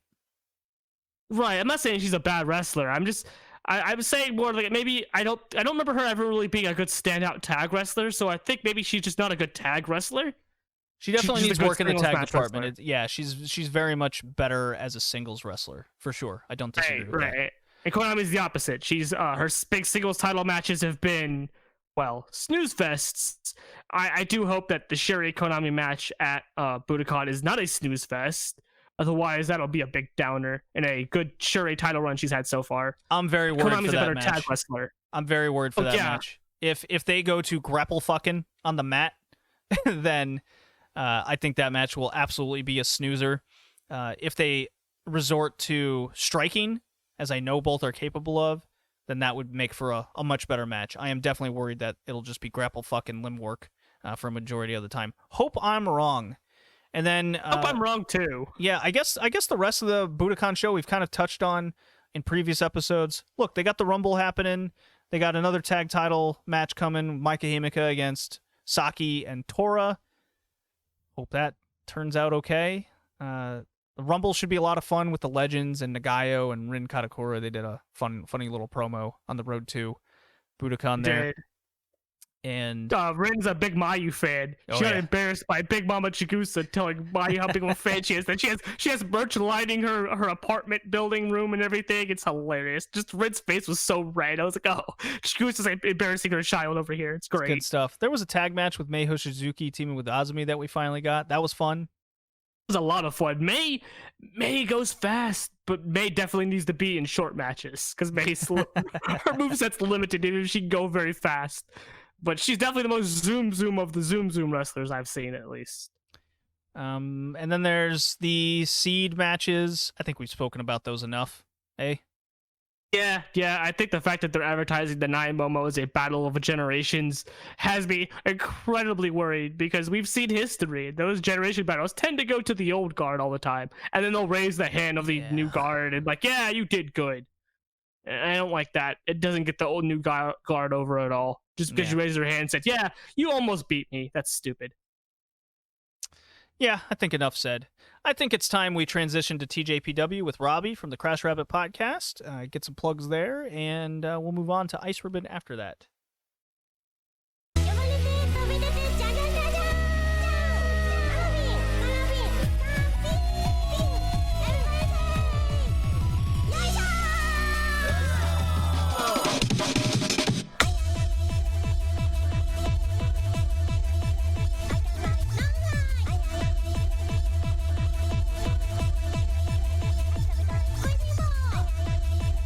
All right, enough of that music. We are joined with Robbie from the Crash Rabbit Podcast, a podcast fully dedicated to Tokyo Joshi Pro Wrestling. Robbie, good to have you. Thanks for having me. Kay, you're here too. You're still here. I'm always here. You're always here. So we are I wanted to take this opportunity to plug the Crash Rabbit Podcast because there just isn't enough Joshi Wrestling podcasts out there. So I'm very happy to have you here. And we got the Max Heart Tournament to talk about today. Exciting. Very exciting. Yes. So Robbie, gotta ask, where can everyone find your podcast? The Crash Rabbit Pod is available on Anchor, Spotify, and now recently on Breaker, Radio Public, and Google Podcasts. Still waiting for acceptance from Apple Podcasts, but hopefully we'll get there soon. All right. Whom is your favorite Tokyo Joshi Pro wrestler? Right now, I mean, if you just look at the name of the podcast, it's Miyu Yamashita. She is absolutely incredible. It's a good pick. It's a good pick. Much better than Kay's Definitely, pick. yeah. It was better than my pick. It's Maki Always Ito, better. you fool. No, always better than your pick. Anyone that you pick is I always do love last. Ito, though. How I do dare you love say it's better than Ito. Ito? Put the internet mad at you, JD. Look, if you want to be a Kaoru Ito fan, you can go ahead and do that. Ha! Walk right I into would that one. never. I would never. So the Max Heart No, but Tournament. yeah. Yes. So the Max Heart Oh, Tournament yeah. is I don't want to say it's a random tag team tournament. There are a lot of teams here, but there is one team in particular that formed just before the tournament. They've been kind of the story of it all. It's Miyu Yamashita and Maki Ito. Just to name a couple of the other teams, we got Yuki and Mahiro Kiryu, the Tokyo University tag team. Is that Something like Toyo that. University? Their name is like a play on the fact that they both went to Toyo University. Yeah. I just call him Toyo, to be honest. We got Hakuchumu, the Miyu Watanabe and Rika Tatsumi tag team. Hiro Neneko, Palm Harajuku are a team. Hyper Masao and Shoko. No longer superhero Shoko. Very sad. Very sad. They're just Sentai and Kaiju. Right. Neo Bashiki-gun make their appearance. Mei Saint Michel and Saki-sama. Marike Kobashi and Raku. That was a team. Bakurotsu Sisters and the Magical Sugar Rabbits. Did I forget anyone? No, Moku no, and Erisu? yeah. Urusa and Moku. Mira and Osendu Suzume. and Moka. The B-Star. Yeah, he's not... You get them too, and you also forgot Rika Tatsumi and Miyu Watanabe. I did no such thing. I remembered them. How could I forget the team with the white dragon? I mean, it Also seems like the you might have. I did Princess not. of Princess Champion. Did not. Yeah, she is. There's yes. audio. they just main evented the last big show. They did. I heard no audio proof. I scoff at your audio. Don't scoff at my general direction. I am insulted. So whom was everyone's pick going to be to win before this all started? Robbie? I said on a previous podcast on mine that I thought that Neo Bishigun was gonna take it. Although I could, like, now that we're actually starting to see like who's making it to the semifinals, the finals, like I can see 1 to million Miyu Yamashita and Maki Ito winning it all. But part of me still thinks that it's gonna be Neo Bishigun. Okay. So I think I go with the formerly known as Team Pop Epic, Miyu Yamashita and Maki Ito. I think the story makes sense for the two. I think sort of where Maki Ito's story is now and where Miyu's story is currently, and kind of how those two have melded after their match. I think that's kind of where they're going. I don't know if they'll beat the Bakuratsu sisters. I think they should at this point. But my heart pick is Raku, because, you know, Raku and Maki Kobayashi, the Gal Train. The Gal Train. Oh, no. That's great. I think the big... the way this tournament was laid out was some teams got a bye out of the first round, and that's okay. It made for an interesting kind of setup with the two sides of the bracket. it gets to the final 4, and then it goes into a random draw on the final day. And our final 4 teams. Well, how about this? I'll go over kind of the 2 nights that we have before later in March. There is the show to determine the winner. The 2 shows went down with Mahiro Kiryu and Yuki defeating Ariso Endo and Mocha. That was followed by Rika Tatsumi and Miyu defeating the Harunoneka Palm Harajuku team. I think a match we kind of all assumed was going to go down that way. Doubt Palm? You doubt the Palm? I always doubt the Palm. Although she has a very recent victory over Suzume that still upsets me to this day. As she does. Join Palm Order. Okay. Join Palm Order. I will not join the JPO. JPO. You will join us. Neo Bishiki-gun defeated Marika Kobashi and Raku. So your Gao train was defeated, K. I'm sorry to say. It weren't defeated in my heart. That's all that matters. And I'm not sure They've if already won. Yeah, they already won in you guys' hearts. I think the train was derailed, and I was very happy. Would you guys call it an upset where the Bakuratsu sisters, the tag champions, defeated the Magical Sugar Rabbits, knocking them out in the first round? I think it could be considered one. I mean, the Sugar Rabbits were the longest reigning, not the longest reigning champions, but they had the most defenses with those belts. The Bakuratsu sisters didn't beat them for the belts. They beat Daydream, yeah. Daydream. They beat Daydream. Miyu and Rika. So, yeah. Hakuchumu. So I think it could be considered an upset, especially given how popular that team is and how dominant that team is. I think it is an upset. I agree too, but I just kind of saw them as the champions. It's like you want to give them. I would think you would want to give them a win. Like, obviously they're not going to be winning the tournament, but just one round or something. So yeah, I can definitely see the Rabbits losing as sort of an upset, but it kind of didn't surprise me, to be honest. All right. Well, as champions, they felt like underdogs going into that match because of just how dominant the Sugar Rabbits have been. That is true. Yeah. I believe it was easily the best match of that night, just from the teams involved throughout the night. Agreed, 100%. Yeah. Okay. 100%. Yeah, I was kind of surprised to see Team Yuka and that other Riho wannabe lose.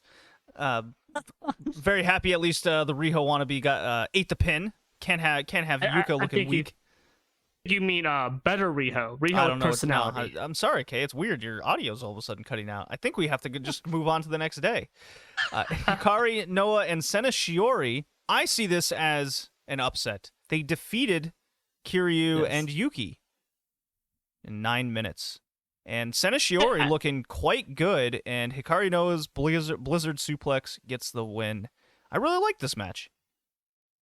Yeah, I liked it too. I don't think it's an upset though, just because Mahiro's kind of she's been pushed down the card a bit. Like they've seemed to cooled off on her. So to me, it kind of seemed like this was the right result anyways, because she was easily the weakest of the 4.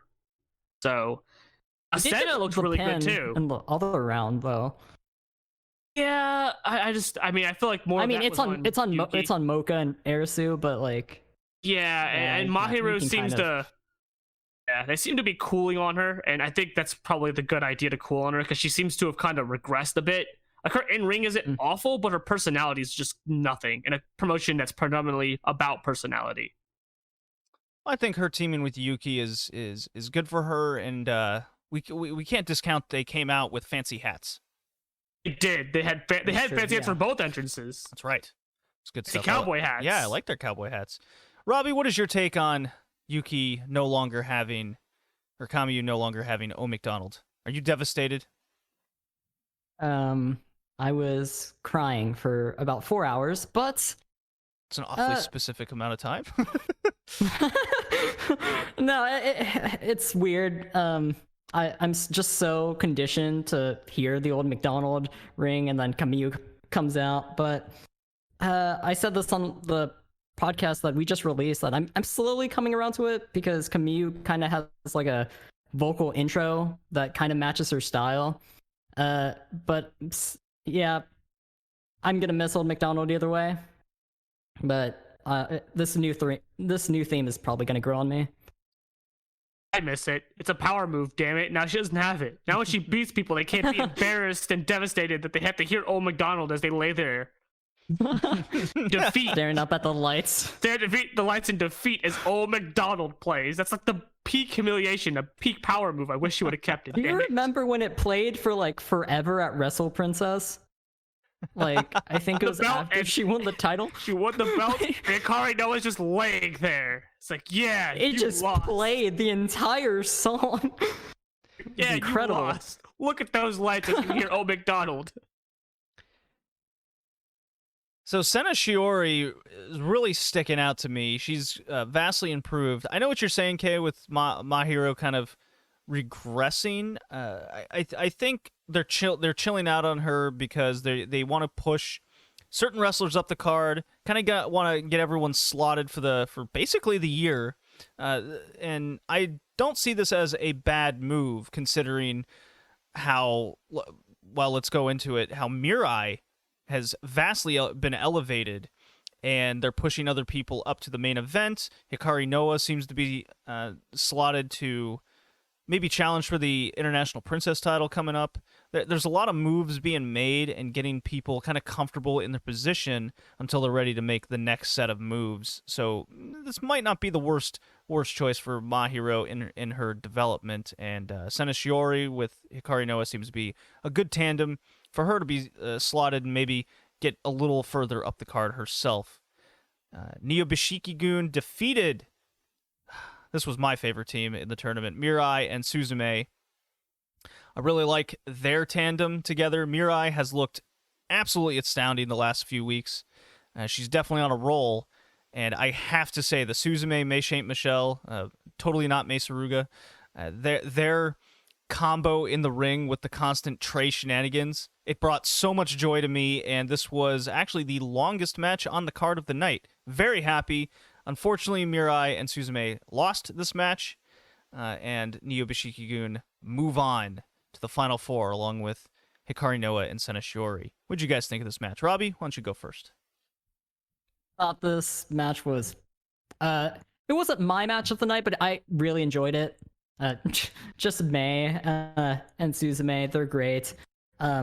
Mirai, like you said, she is on a roll. She looks like a superstar, and I wasn't expecting them to win, so it doesn't surprise me that Neo Bishiki-gun went over, but I just thought this match was really fun. I will say, I'm not sure if you guys noticed this, but the tray shenanigans that the ref, he went to pick up the tray, but Suzume and Mei, they're running to like the exact same corner that he was standing in, so he just rolled like in the most dramatic way possible, and I really enjoyed that. Yeah, and the shenanigans with the tray, it took Mei like I think 4 times to trip Suzume. Good on Suzume to get that move scouted, but yeah. The shenanigans of Mei will not be denied. Kay, are you in agreement with our opinions over this? I actually really liked this match, and I kind of didn't think Bishiki-gun was going to win this.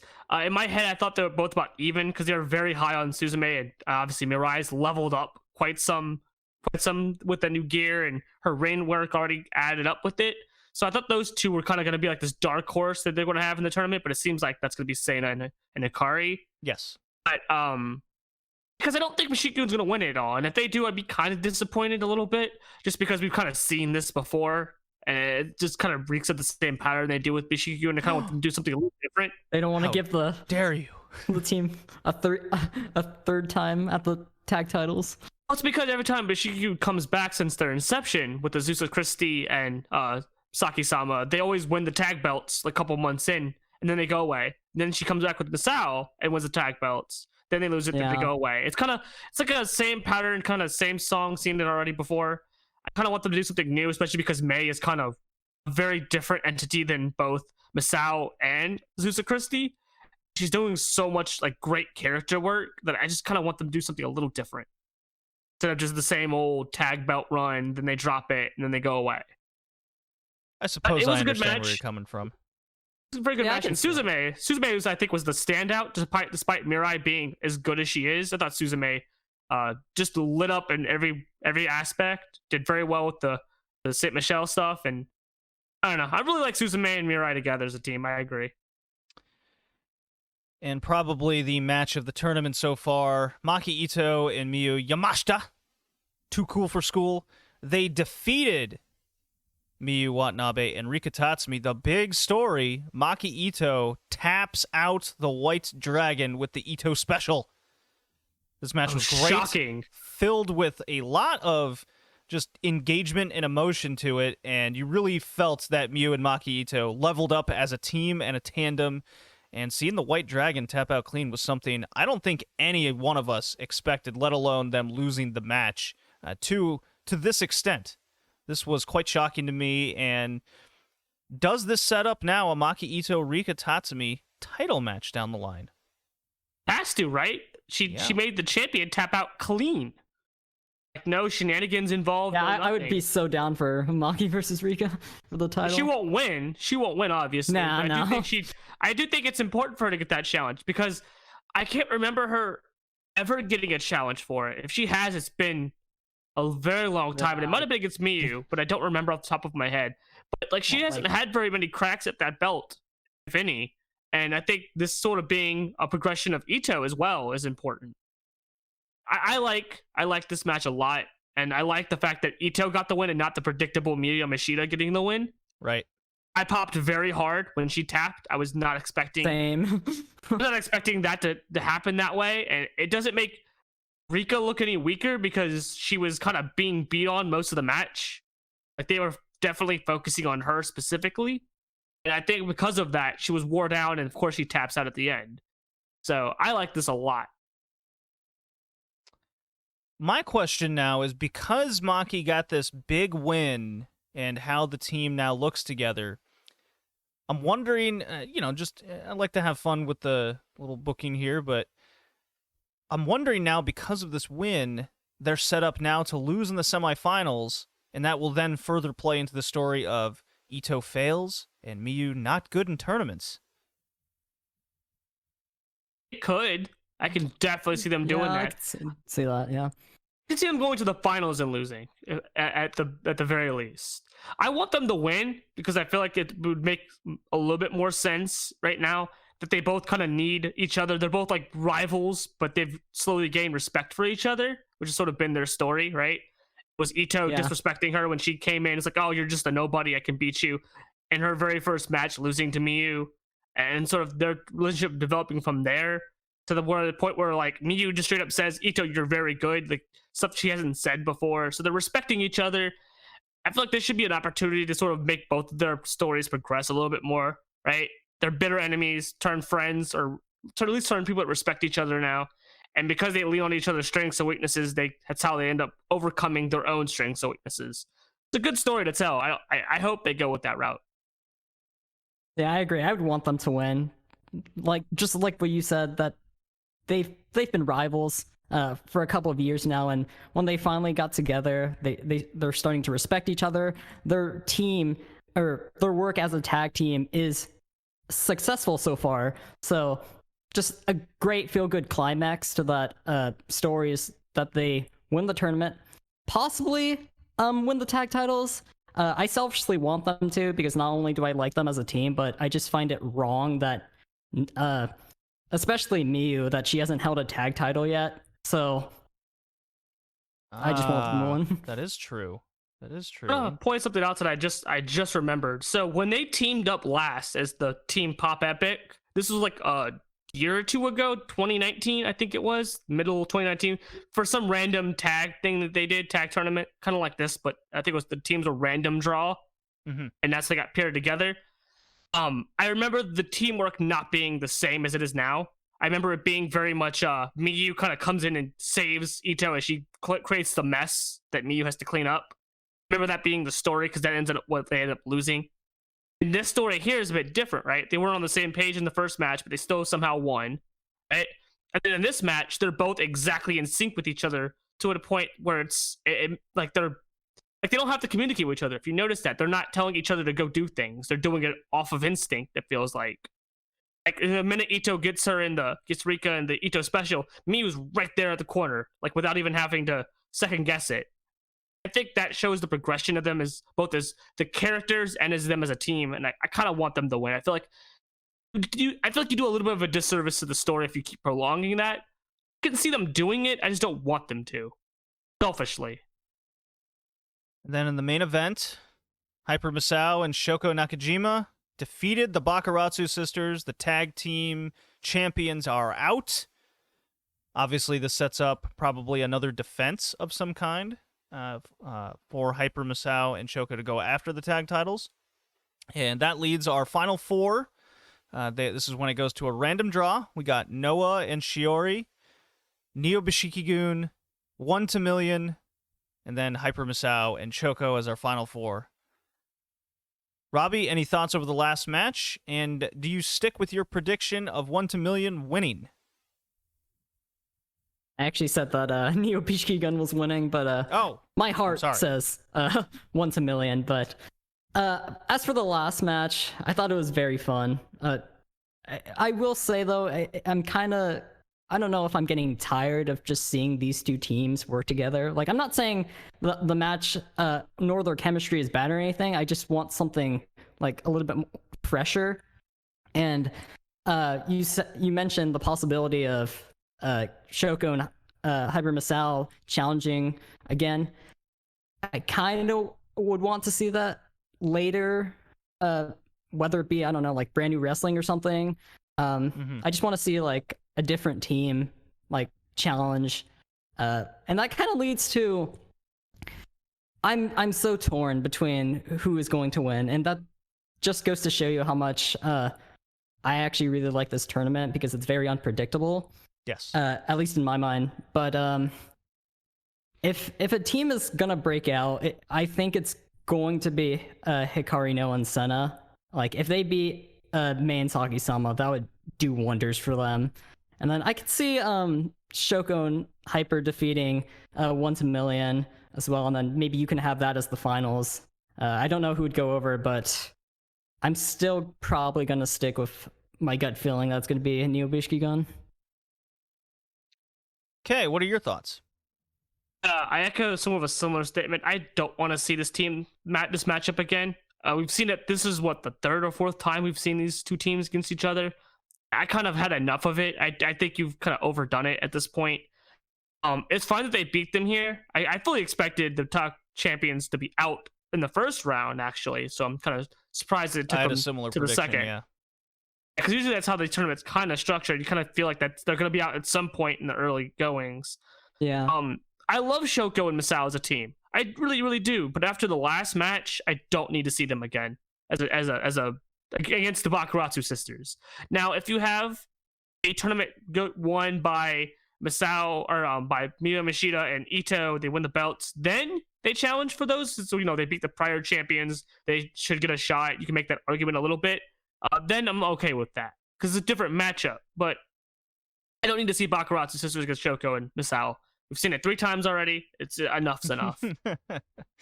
I can't see, it's going to be a good match. It's never a bad match. It's just we've seen it 3 times already. No, enough's enough. A different match, please. Something fresh, yeah. I understand. My bold, I enjoyed the match, but yeah, it's a little overdone at this point. We'll probably get one more, whether we want to or not. I will make the prediction that no matter whom Hyper Misao and Shoko face in the next round, they will lose that match. And then my other bold prediction is Ito and Yamashita are also losing. So that leads only 2 teams left. Neo Bishiki-gun and Hikari Noa and Senna Shiori are going to be the finals. That is my prediction. And because this is a tournament, I could do the safe little Neo Bishiki-gun wins. That sets up possibly them winning the titles, and then you have 1 to Million going for the kind of third match tiebreaker of it all. But I'm going to go for fun. Let's get weird. I'm going Hikari Noa and Senna Shiori. Space Ranger is going to be on that winning team, and you got your tournament winners right there. Max Hart. What do you guys think? You guys on Team JD now? I'm all down for that. I disagree. I think the final is going to be Masao. I don't have Masao. God damn it! It's going to be Bishiki-gun versus 1-to-million, and I think 1-to-million wins, and then they win the tag belts, and then I think you have Shoko and Masao challenge for them. That's just me because I want the story progress. So I like how we all have different picks here. Like you, JD, are going with the dark horse, the underdog, right? And Robbie here is going with the safe, predictable Bishiki-gun win. I always like having fun. I always like having fun predicting tournaments with, all right, how do we create a new story while tying in all the others without the winner, right? Right. And yeah. I think I would be happy if either team won, except for maybe Shoko and Hyper Masao, to be honest. I don't want them to win. I like them as a team. Yeah. Again, enough. Like, I would be fine with any of the last three, but I just don't want to see another match between those two. Well, there we go. Do we have any final thoughts over kind of the state of TJPW and what you hope to see coming up besides the tag tournament? Robbie, you got anything for us? I want to see some new challengers for the Bakuretsu sisters, obviously. Maybe a lot more... I'm very intrigued what they're doing with Mirai, so I want to see her rise sometime this year, so yeah, that's pretty much it. Of course, the storyline with 1-to-million. Can't wait to see where that goes as well, so yeah. Yeah, that's a big hot storyline. I'm way behind right now. I'm excited for the death match Hikari Noah we're gonna get in April. That's right. That is April 1st. happening. I'm excited for that. She finally gets her wish that she has been begging her talent agency to allow her to. They have given her approval. They have made this match. I am happy for her that she gets to finally make somebody bloody. I don't know if we'll see blood because it's TJPW, but you never know. Never had death match either. So, I'm excited for that. I'm also... maybe a little bit further going on, like it's going to happen in August, I think, like it ever does every year, but I'm more excited for the Princess Cup this year. Just given how many people have leveled up since last year's Princess Cup, it's going to be very interesting to see who wins it this year. I don't think we'll get another Mizuki win, and I'm very much excited. Oh god, I don't know. I don't want another one. Third straight year. One either. I don't think you do three. I think she needs that. I think the story needs to happen where she gets bounced out of the very first round by like Ito or something. Like someone needs to bounce her real fast. So that way it's like she got to the top and now she's down at the bottom and has to get herself back up, maybe. Maybe you can do that with her. Again, I'm just very excited because like last year Mirai was good, but she wasn't this good. Suzume was good, but she wasn't this good. Ito, like you can go down the list. Everybody's leveled up to an extent that I can't wait for the Princess Cup. Yeah, so the final thought will be it's interesting with this new kind of marketing strategy that they're going for with these short shows, kind of 3-match, 1-hour type deals, and Hikari Noah has a death match coming up. So let's see how successful they'll be in not so much drawing, because no one's like truly drawing right now, but kind of how the fan base receives these kind of shorter shows. So that's where my interest lies, and you're right, Kay, the Princess Cup is very highly anticipated this year with the improvement of a lot of the roster. Robbie, from the Crash Rabbit podcast, been great having you on. Hopefully we can do this again in the future. Yeah, it's been fun.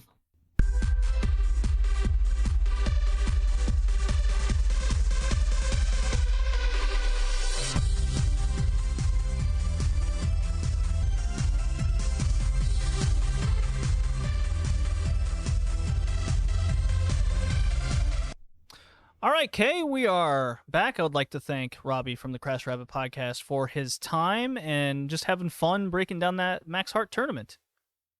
A whole lot of fun that was. Yeah, nice little 30 minutes there. Kay, ReBorn happened on the Kips pay-per-view outlet. Good stuff. Very good stuff. Actually, they hired a production crew for this one. I don't know if it's because it's Kips that they had to do that, but it was noticeable in how well and clear the camera quality was. I definitely wish and hope that they do this more often for their bigger shows because it was easy to use.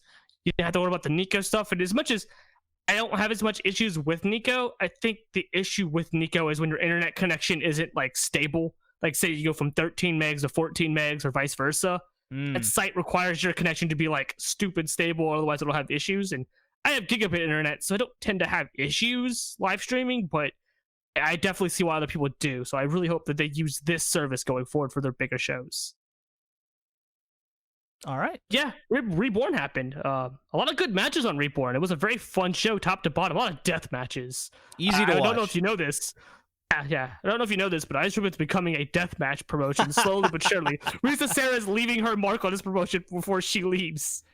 I mean, it's nothing we haven't seen before with Ice Ribbon, where they get a little hardcore friendly at times. Right, but it's just so funny that the minute they let Risa Sarah have her way, this promotion becomes a deathmatch promotion almost immediately. It's hilarious. I mean, that Fantastic Ice belt might as well just be the deathmatch belt at this point, right?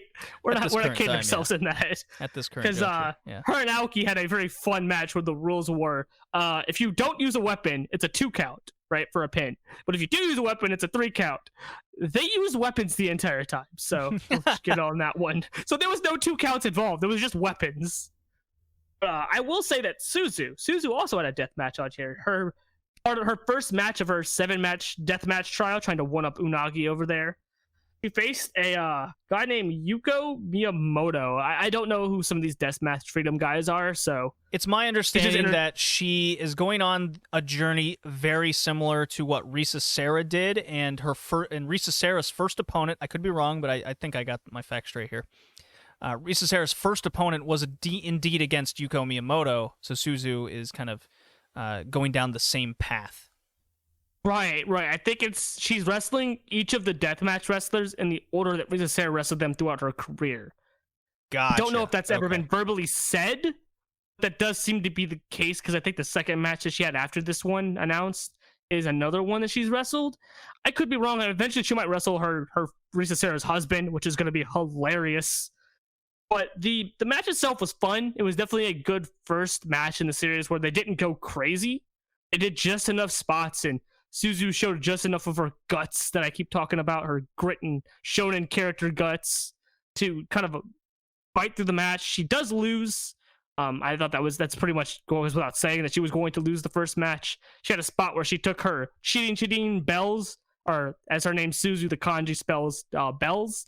She just throws them over her head, and everyone bumps on them. It's hilarious. They had a good spot on the ladder where Suzu suplexes him off of it. It was a fun match. I definitely can't wait for the next one, because Suzu's so good. She has new gear, by the way. I don't know if you notice how cool her new gear looks, but it looks super cool. It's deathmatch gear. Yeah. And then the Fantastic Ice belt match. Risa Sarah and Aoki had a decent little 14-minute match. Aoki's not the best worker, so the fact that they had weapons involved kind of made the match a little bit better. Risa Sarah's great. She wins. Moving on, I guess. We don't know who the next challenger is, so I guess what happened with Hiroyo Matsumoto in the trios match that happened prior? Oh, that's right. So the match before that was Hiroyo Matsumoto making her Ice Ribbon return after, I think, a year or two almost, teaming with Ram Kaichou and Siriano versus the Frank sisters, Akane Fujita, Kurumi, and Mochi Miyagi. So Hiroyo pins and wins the match, right? Post-match, she wants to form a team with Kurumi. Kurumi accepts. This leads on to Akane grabbing the mic, the one who got pinned. Akane grabs the mic and says that, I want to go to Evo Girls, the All Japan Pro Wrestling women's division thing that they're sort of starting up. I want to transfer or participate, depends on the translation, to Evo Girls. Then she just kind of leaves Mochi there, who just says, yes, that's it for the Frank sisters. I'll announce my next move in the coming days. I don't know if we know what that next move is just yet. I don't mind Akane going to the Evo Girls thing. I think they were going to do something like this anyways. So Akane is the perfect candidate for the veteran presence they'll need that roster. But she's not really doing anything in Ice Ribbon. She doesn't really have any high bar that she's going to do. I can't see her winning any titles anytime soon, if any at all. Yeah, so. And I thought about it, and I don't see her just disappearing from Ice Ribbon, but I do see her being less frequent on the cards and getting some of those people that we see on Pete's Party. Maybe we see some movement there. I definitely want to see some movement from there. It depends on how the Peas League goes. Then maybe that's sort of an indication of who might show up in her spot. I definitely think it's sad the end of the Frank sisters, but It's fine. Frank Sisters were a long-running team. Eventually, I think Kurumi needed to leave, especially because Kurumi's the one that's the big star out of the three. Right.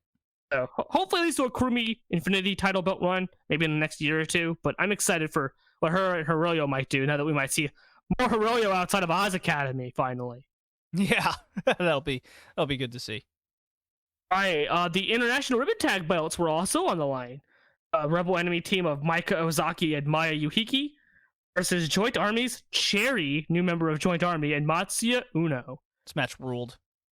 Oh my god, Uno is so good. Jesus Christ, Uno is good. They need to give her a belt, like, stat. Maya something. Give her ruled something. in this match. Oh, Maya's carried this team. I don't think that's any question. Like, she is carrying this Maika Ozaki on her back. And that's exactly what this tag match was. Maika Ozaki had just enough time in ring to where it didn't take away from the match. And she also was like sort of being worked on submission wise. So she wasn't doing her usual run over poor submission or poor power move shtick. She was doing, you get a little bit of that, but Maya spent the most time in ring. I timed it. She had the majority of the time. Out of the 20 minutes this match went, she was in the ring for 15 and a half minutes. Oh boy. In total. So Maya started the match and she ended the match. Maya is a goddamn workhorse. She's the best in the world for a reason. I think the thing that stood out to me outside of Maya's performance was Uno. Uno is so good since she sort of changed her style from being this... She was like a high flyer striker beforehand to just being a submission wrestler. She's just so good at it. She's kind of reminds me a little bit of Tei Hanma a little bit. Ha! So speaking of, call it Tei Hanma, right? Yeah. I think she does remind me a little bit of Tei Hanma. I wonder if Tei is giving her some pointers on how to structure her matches out, because I definitely see a little bit of the Tei Hanma submission match formula in how she goes about these matches. And Cherry actually looked pretty good, surprisingly. It's probably the best match I've seen Cherry in like ever. I don't know. Cherry doesn't really do good singles matches or matches in general, so her performing well in this match was a big deal for me, at least. Then the main event. Whoa, hold on. I got words on the tag match. Go ahead. So I loved the dichotomy between the previous tag title match and this one against Joint Army. So the first two members of Joint Army decided to isolate Maika Ozaki and taking out Maya and her knees, right? And they couldn't overcome the power of Ozaki, was the end of that story. In this match, you had the isolation of Maya this time around and getting rid of the power of Ozaki. Little did they know that all it took was a couple power moves and Maya surviving this isolation knee attack that they laid on both her legs. And it played out into an incredible selling story by Maya and overcoming the odds and basically taking them on 1-on-2 a lot of the times. And it really elevated how great Cherry and Uno looked in the ring and playing this isolation game. And they just happened to not be able to get rid of Ozaki enough for the Rebel Enemy team to win. I absolutely love this match. I don't think it was as good as the previous one, but I think Maya's performance was the best overall. So that was my thoughts over that match. Yeah, easy 3-star notebook type match for me. Right, I forgot that was the theme of the last prior match. I'm glad you mentioned that because I didn't even remember. I think I'm a little bit higher on this one, but then again, I'm also higher on it because Maya spent most time in the ring, and Maya is just fantastic. I don't know if you've ever seen Maya wrestle, but if you haven't, you should do yourself a service and watch because she's best in the world, top notch, great shit.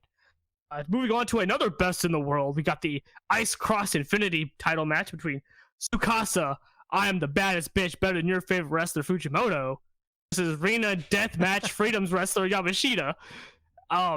This match was good. I like the pre-match stuff where Rina on a recent dojo show before this had pinned Tsukasa with the Splash Mountain, which was Dynamite Kansai's finisher back in JWP, and she had passed it down to Rina. Something that I had forgotten to mention, I think, a while back with her when I talked to you about her. She had that move passed down to her. It's kind of her version of the JOC, right? She busts out when she has to. Whenever she does, it usually finishes the match, right? Nobody kicks out. So we had a battle of the JOC, Maname Toyota versus Splash Mountain Dynamite Kansai. She hits it on Tsukasa in this tag match and pins her. So as a result of this, Tsukasa goes to Dynamite Kansai and tries to find out how to beat the move. And I like when wrestlers do this. It seems like it only happened in Japan, though. I wish more wrestlers in the West would do this, where they go to the person that prevailed this move or whatever, and teach me the ways to beat this move. Teach me its weaknesses. And Dynamite Kansai being the wise wrestler's like, well, I may have given it to her, but you're clearly better than her, so I'll teach you this move. I'll teach you how to counter it.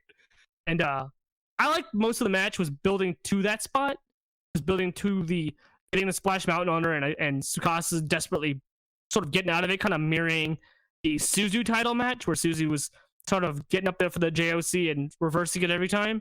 I liked that sort of back and forth, the kind of mirrored way of doing things. But the match itself was fantastic. It's definitely not as good as the Suzu match. I don't know if you agree with me on that, but I like the way this match was just long enough to where it was great, but not too long to where it bogged down. Because Rina Yamashita is a good wrestler, but I feel like she's not good in long singles matches. So the fact that this match with the right amount of length was perfect.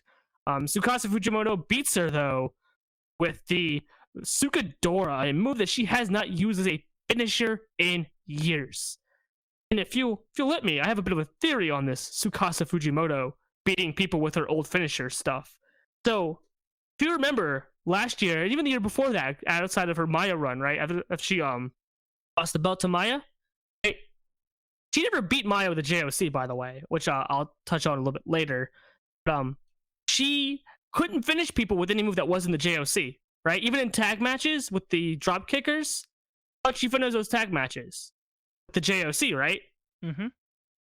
Right, so her Venus shoot, her Venus clutch, her Sukadora, they weren't getting the job done.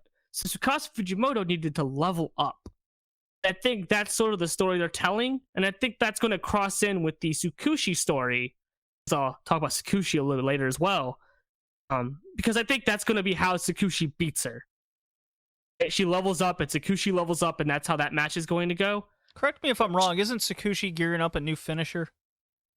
Yes, she has talked about it. She hasn't said it, what it's going to be, or even shown hints at it, but she did recently talk about, in an interview she did with Shupro, about a new finisher that she might debut at some point. Yeah, because she's got the Tiger Suplex and the Harukaze, but there's one more she needs to get before she... Yeah. I like it if it was just the JOC. She finally hits the JOC and hits it. I'd love it. Just the one time. Hit it the one time on Tsukasa. I'd love to see her hit the JOC, because it was passed down to her and Tsukasa, and Tsukasa's the only one that hits it. So I kind of would like to see that come full circle. Doesn't Manami Toyota do a moonsault to finish matches too? Yes, and I could see that being a thing too, especially because, again, Tsukushi looks up to Manami Toyota so much. She calls her mom all the time. I'm getting a moonsault vibe from Tsukushi. I could see that. But she finishes Rina Yamashita with the Sukadora, a move that hasn't been a finisher in God knows how long. So that's check mark 2 on the 3 moves of Tsukasa finishing people.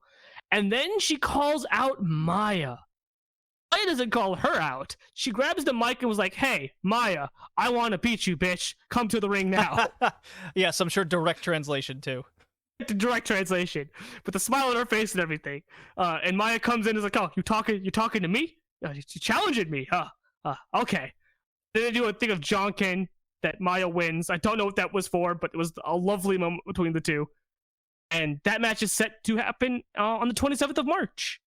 I'm excited because that match is guaranteed to slap all of the ass, because those two are great and they've never had a bad match against each other. Yeah, I got new drywall up just for that match. I expect it to be absolutely destroyed come March. Yes, the drywall is not prepared. It could never be prepared for that match, ever. But I'm excited.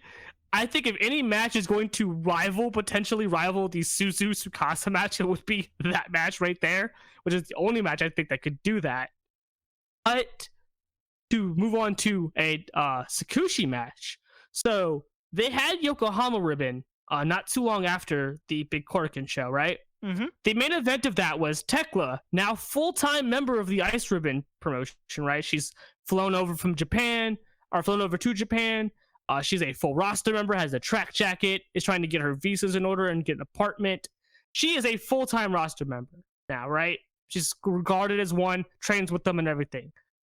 Goes to this whole thing where she wants Sakushi she wants to challenge Sakushi for the belt, but Sakushi doesn't accept her. She's like, hey, you just got here. Do something else, right? You just got here. You're not worthy of facing me for this prestigious Juku title, right? So what does Tekla do? She makes shirts, glorious, horrible shirts with a picture of Sakushi's ugly mug. They're probably the worst picture she could find of Sakushi's face, saying "I love Sakushi." It's the best. they sold these shirts in the instrument shop. I don't know if you know this. I bought one, by the way. I definitely bought one. I would never buy that. It's such a troll move. It's a ridiculous story. I was definitely into it. Oh yeah, it was the best thing. I bought a shirt and I will gladly wear it when I get it. But that leads to like the show or two before the Yokohama Ribbon show, where it's a tag match. Right? It's the actually, I think it's the match on this card. Actually, yeah, it's Yuki Mashiro on the ReBorn card. It's Yuki Mashiro and Tekla versus Tehanma and Haruka Sakushi. Right? Oh, right, where she bribes Tehanma with the Gucci bag. yeah, it's great. It's great. So like they come into the ring, Yuki Mashiro doing her like weird little stutter steps to the ring with the little thumbs up. Both of them are wearing "I love Sakushi" shirts, and it's the best. Sakushi is bewildered. She can't deal with this, right? Tekla's offering her a shirt. She offers Tehanma a shirt, and Tehanma almost puts it on. Just, no. Maybe not right now. I got team with her. It's gonna be awkward if I wear this, right? They put it on the ref instead. It's the best. The end of the match ends up seeing Tehanma betray Sakushi, hit Sakushi, and then Sakushi gets pinned by Tekla. And then they revealed the Gucci bag, the bag of goods that Tekla bought for Tehanma. Then she puts on the shirt, and that lets Sakushi finally say, "Fine, you want the match, you get the match." So fast forward to Yokohama Ribbon. This match with Sakushi and Tekla was the best Tekla match I've seen. And I don't know if it's just because Sakushi is just so fucking good, but this is the best two matches for this Juku belt I can ever recall. The match with Hamako, where she won it, and this match. Both were fantastic. Tekla spent the entire match trying to get her submissions in. For her little STF like finisher in. Sakushi was reversing it, trying to hit her big moves. The Harakaze was reversed twice. She ends up finishing it, I believe, with the Tiger Suplex. A fantastic match. I thought it was good. I still think Tekla has a ways to go. She's just weird with the way she moves in the ring. I think she's getting better. I think it's very obvious she's getting better. The whole spider routine that she's got going on, I understand what she's going for. She's definitely got a unique look and charisma in the ring. I mean, she had to basically relearn how to wrestle to a Joshi style. I mean, 100%. That's pretty tough to do, and I think she's doing a good job with it. I don't think this match was great by any means. I think a lot of it has to do with Sakushi just being a ring fucking general in there. I think Tekla did hold up her end of the bargain pretty well. I think it was good enough. I wouldn't go as far as calling it great, but I was satisfied with the match and the fact that they were able to main event the way they were for a Yokohama show. I give it a thumbs up. Nice little. I'm on the verge of 2 stars for recommendation. Why not? I won't be a coward. I'll give it 2 stars.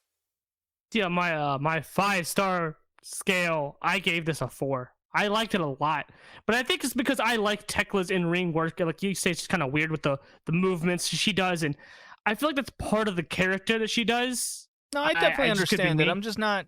It's not grabbing me the right way. Right, and I think it's grabbing me just the right way because she adds a new level of personality to these matches that we don't get a whole lot of, even in Ice Ribbon. Right? She adds her own little spin. Like you said, she had to relearn how to wrestle, and the fact that she's able to add her own spin on top of what she's already relearned, I think kudos to her with how good she's able to put it all together. Again, I think you're right though. I think it has a lot more to do with how great Sakushi is to why this match got elevated the way it was. But I don't think Tekla took anything away from the match at all. I think she did just right amount and did just good enough for this match to be a 4-star for me. All right, and that kind of finishes us out. Okay. we'll go into the classics section here, the retro section of the podcast, and that'll close us out.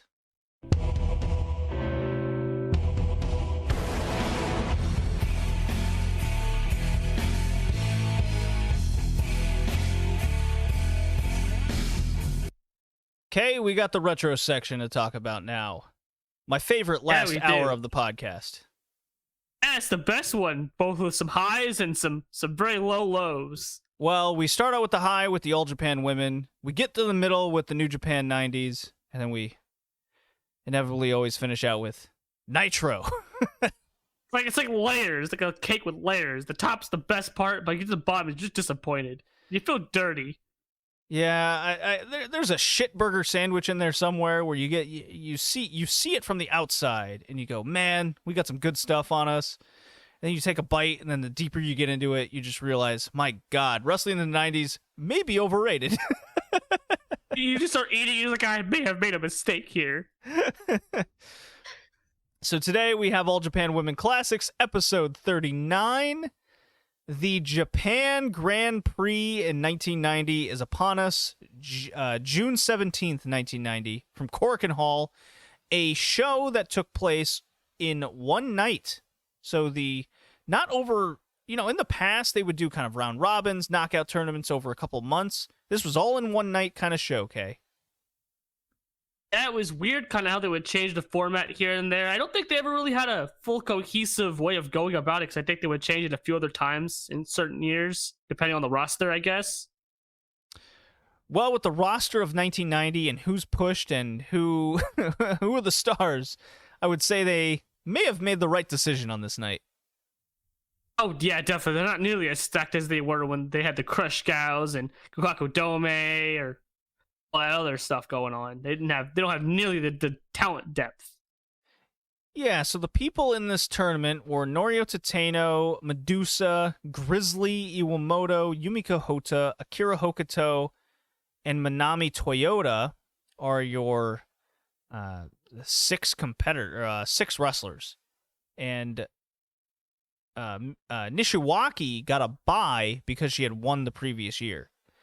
The people not in it of note are Aja Kong, Suzuka Minami, the partner of Akira Hokuto in the Marine Wolves, and the reigning Red Belt champion, Bull Nakano.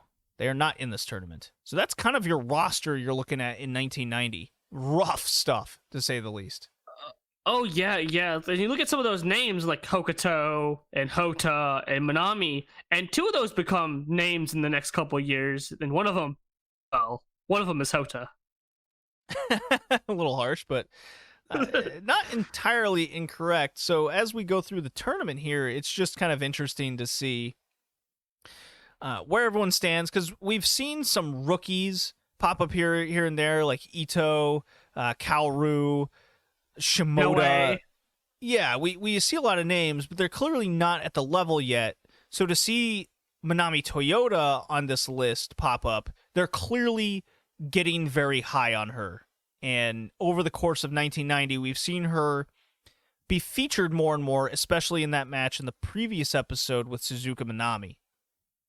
Right, especially because you could see that the crowd starting to take to her. And not only that, but for that time, she was so different. And that's why the fans gravitated towards her. She was just, nobody did the amount of crazy, high-flying stuff that she did. It was very much an innovator in her own way. Absolutely. The crash and burn style, she was definitely a high flyer by all intents and purposes. The other notable name is, over the last few months, we've definitely seen the improvement in Akira Hokuto.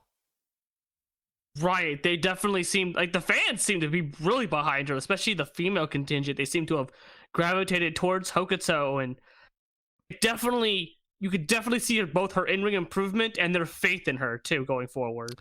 Yeah, so that's kind of the setup there. And then you have Medusa, product of the 80s, Norio Tateno, Jumping Bomb Angels, product of the 80s.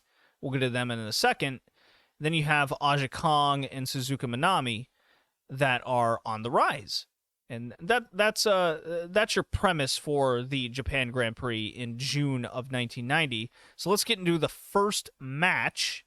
which is Medusa versus Norio Tateno. As you know, Kay, I'm very high on this Norio Tateno person. I may have heard somewhere that you were a very big Tateno mark. So unfortunately for the match, and I would say this is kind of a theme throughout the entire Korakuen show here, is the matches are generally a bit slower.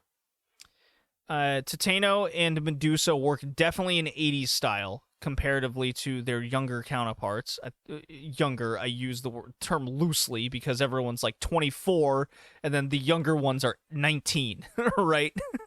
That's not a huge gap.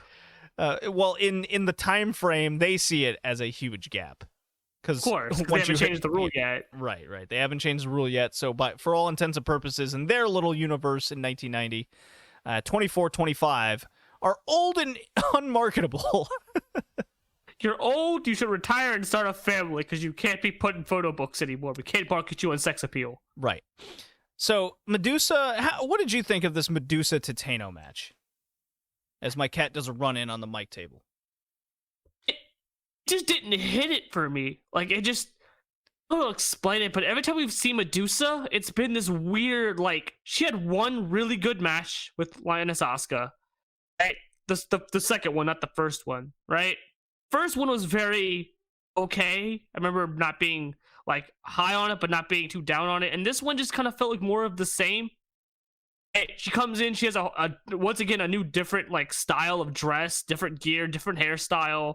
So she kind of comes in changing her look again, but I feel like her and Tateno just didn't have good chemistry. I don't know if that was just me or not.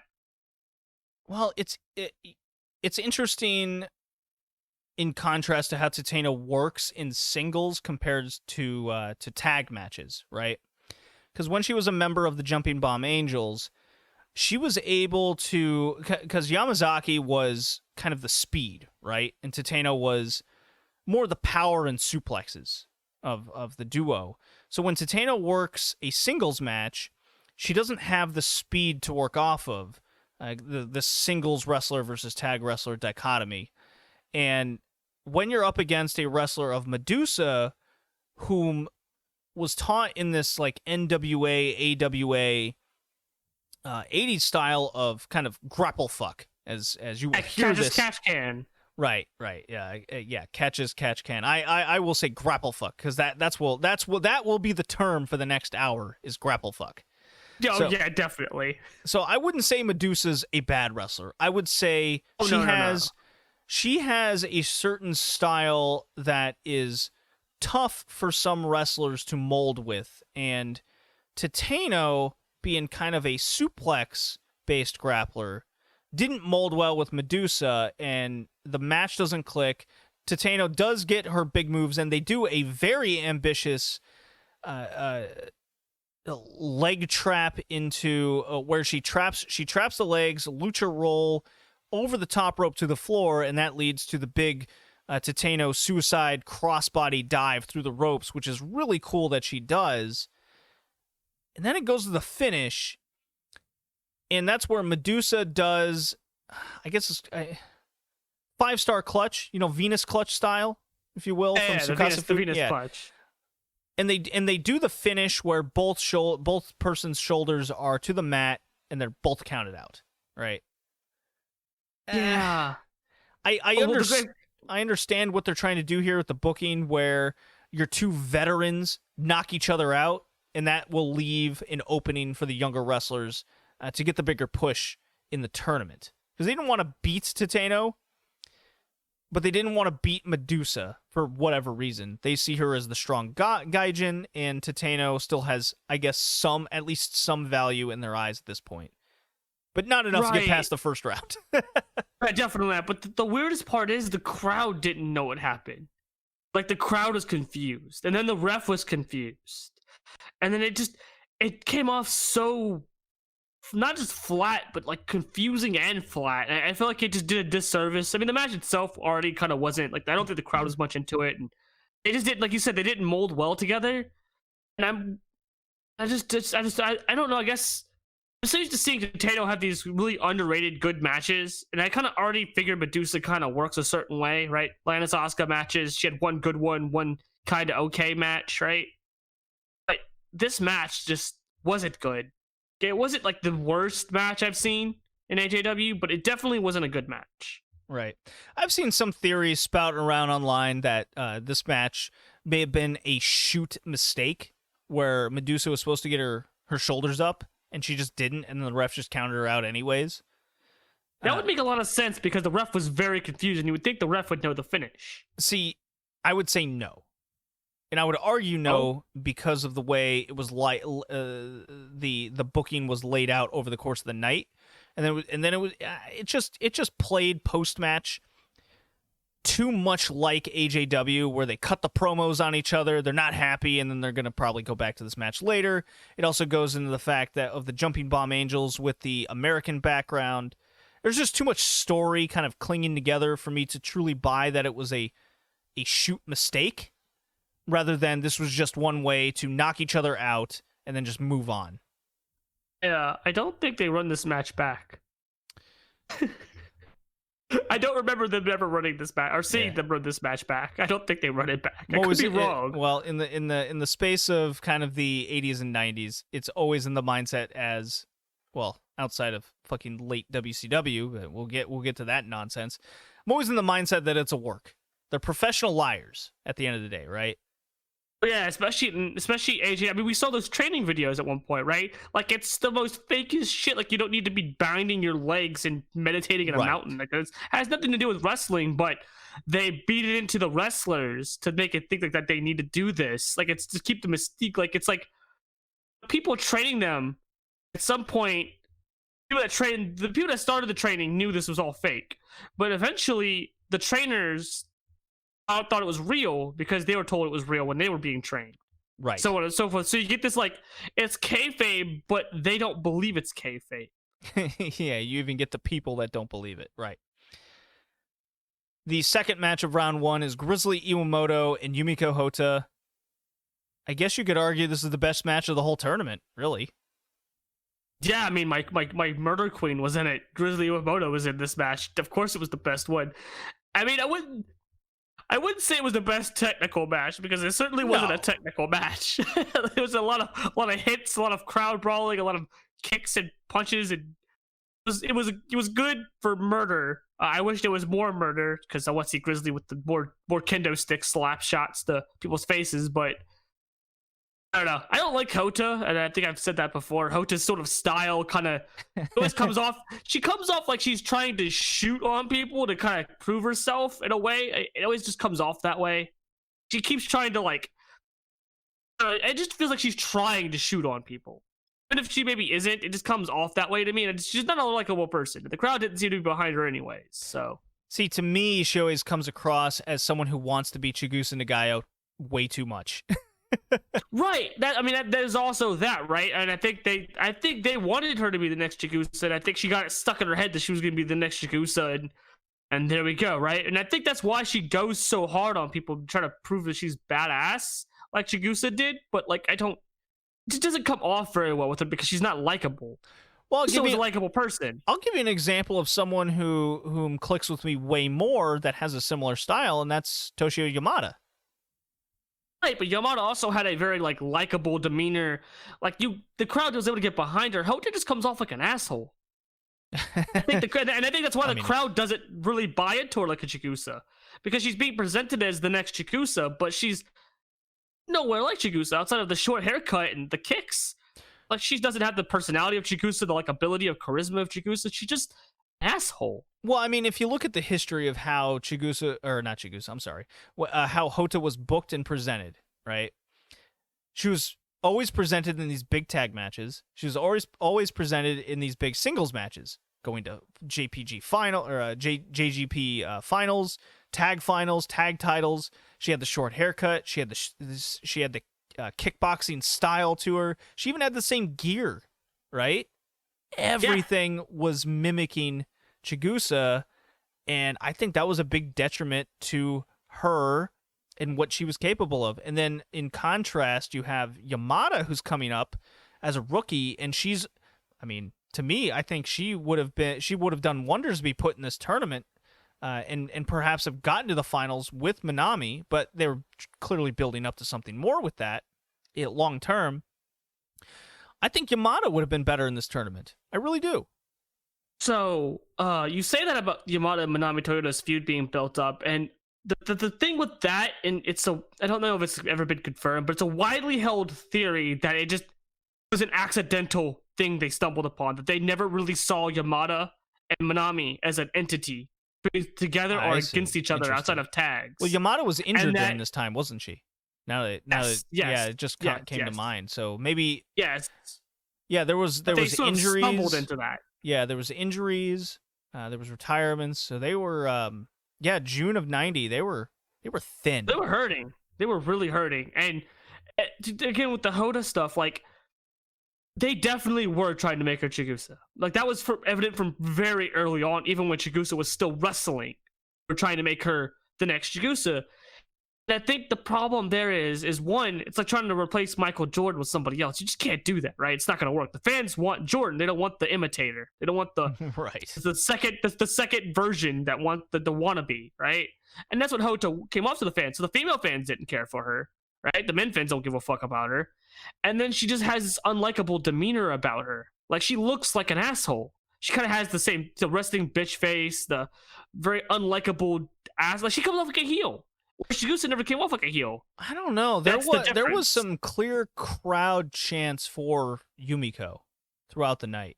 So there was a contingent, but it was a small contingent, I will say. It was just very small. It was a small, and we wouldn't hear them she later. had her fans, so there's something to say. Grizzly Yamato kind of does a walk and brawl with Hota. She gets a kendo stick, fucking just snaps at her. It's really wild. It's Grizzly style. I so wanted more of this. Like, I cannot stress enough how much I love just her blasting the fuck out of people with kendo sticks. Like, nobody hits people with kendo sticks like that. But in modern day, it's always like this light hit. But she just blasts the fuck out of people with it. It's like, I want more of this. The only few times I can remember top of my head right now in this moment is Sandman kendo sticks from ECW, Tommy Dreamer kendo sticks, and Shido's kendo stick on Abaddon recently on AEW. Right. It's even funny when it comes to Shida, because that's the hardest I've ever seen her hit anybody with the kendo stick, and that includes Aja Kong. Right. So it's like, It's so weird, because I'm like, this grizzly chick is just beating the fuck. She's breaking the kendo stick. We saw her break a few of them last time. Her whole objective is to try to break this stick over your face. It is so good. I love so much of her. I wish there was more of her, but she sadly has a very short career. It sucks. We're gonna get a lot of short careers in 1990. Yumiko Hota is built up with the shoot style. So the match ends with Hota high kicking Grizzly.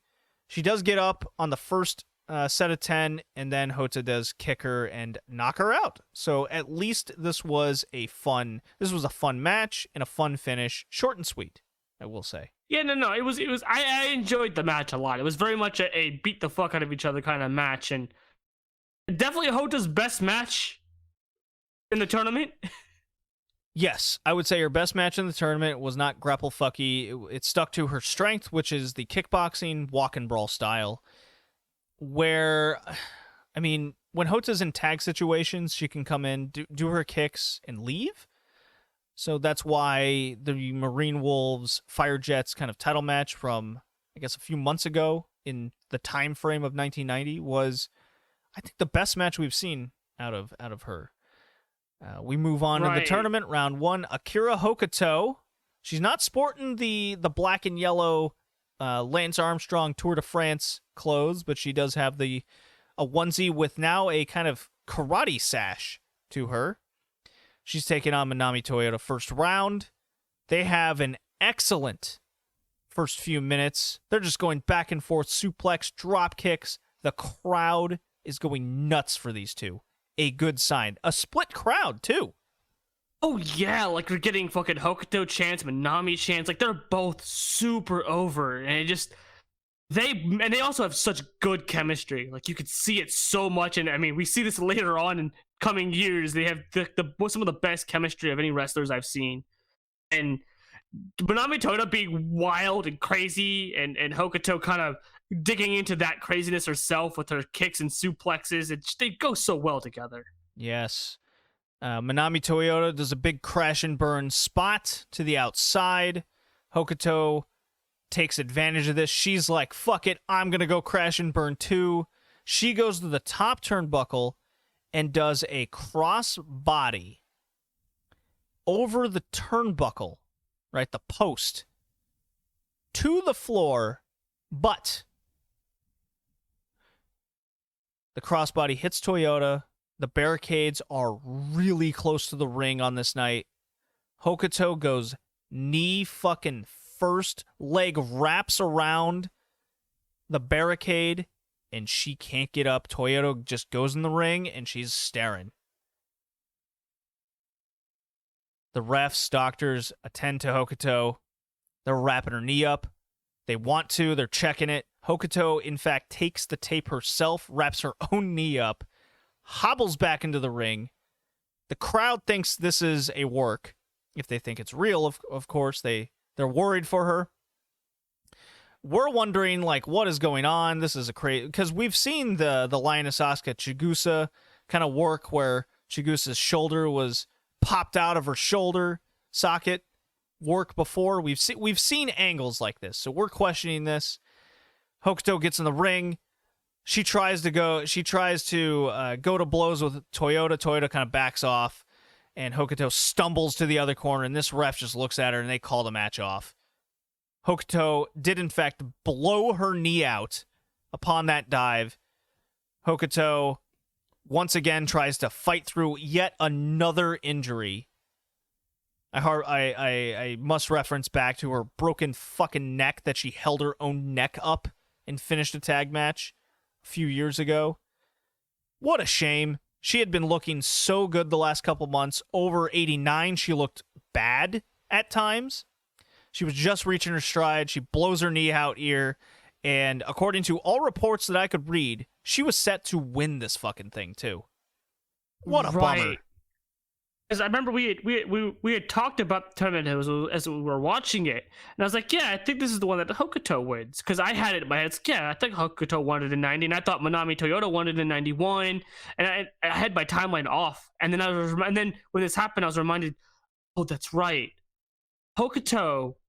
We're going to see more of this, mind you, in the next couple years. She keeps having to take time off from injury. Her career is the biggest what if in all of Joshi, because she would be a megastar, but it's just her injuries. She would always get hurt. She would always be gone for time. Here's crazy. Here's crazy really thoughts, sad. Kay. Here's crazy thoughts. Broken neck, blown out knee, horrible injuries, nagging injuries one after another. And she's still regarded as one of the best wrestlers of all time. Right, that's what I'm saying. Like, she would be in the GOAT conversation. Like, she would be right up there with Manami Toyota as the one. She is in the GOAT conversation still, despite all this. How crazy is that? It's she's always in the conversation, but then there's always the qualifiers, right? When you start breaking it down on accomplishments, she starts falling down the list, and it's no fault of her own, just the injuries. And the sad part is this is going to be the last injury she's going to have. It takes time off. I think she fucks up her back at some point again, too. She just has so many of these injuries, and it's really sad. Like, really, call her the mummy for a reason, right? Right. It just... Hokuto was so good. And like you said, she had just come back from injury. She was hitting her stride, looking good, only to be felt with another injury. And I think stuff like this is kind of why they had to quickly build other people, right? We're going to see Aja Kong probably get a more bigger push up the card because they need to fill a slot now that they had Hokuto for, and maybe they were going to put Aja up a little bit slower, and now they got to shove her to the spot. And we'll see that also people like Kyoko Inoue and stuff like that, people we had mentioned earlier that are rookies. We'll start seeing them being fast-tracked because they need to make spots. They need to fill spots that are being sort of vacated.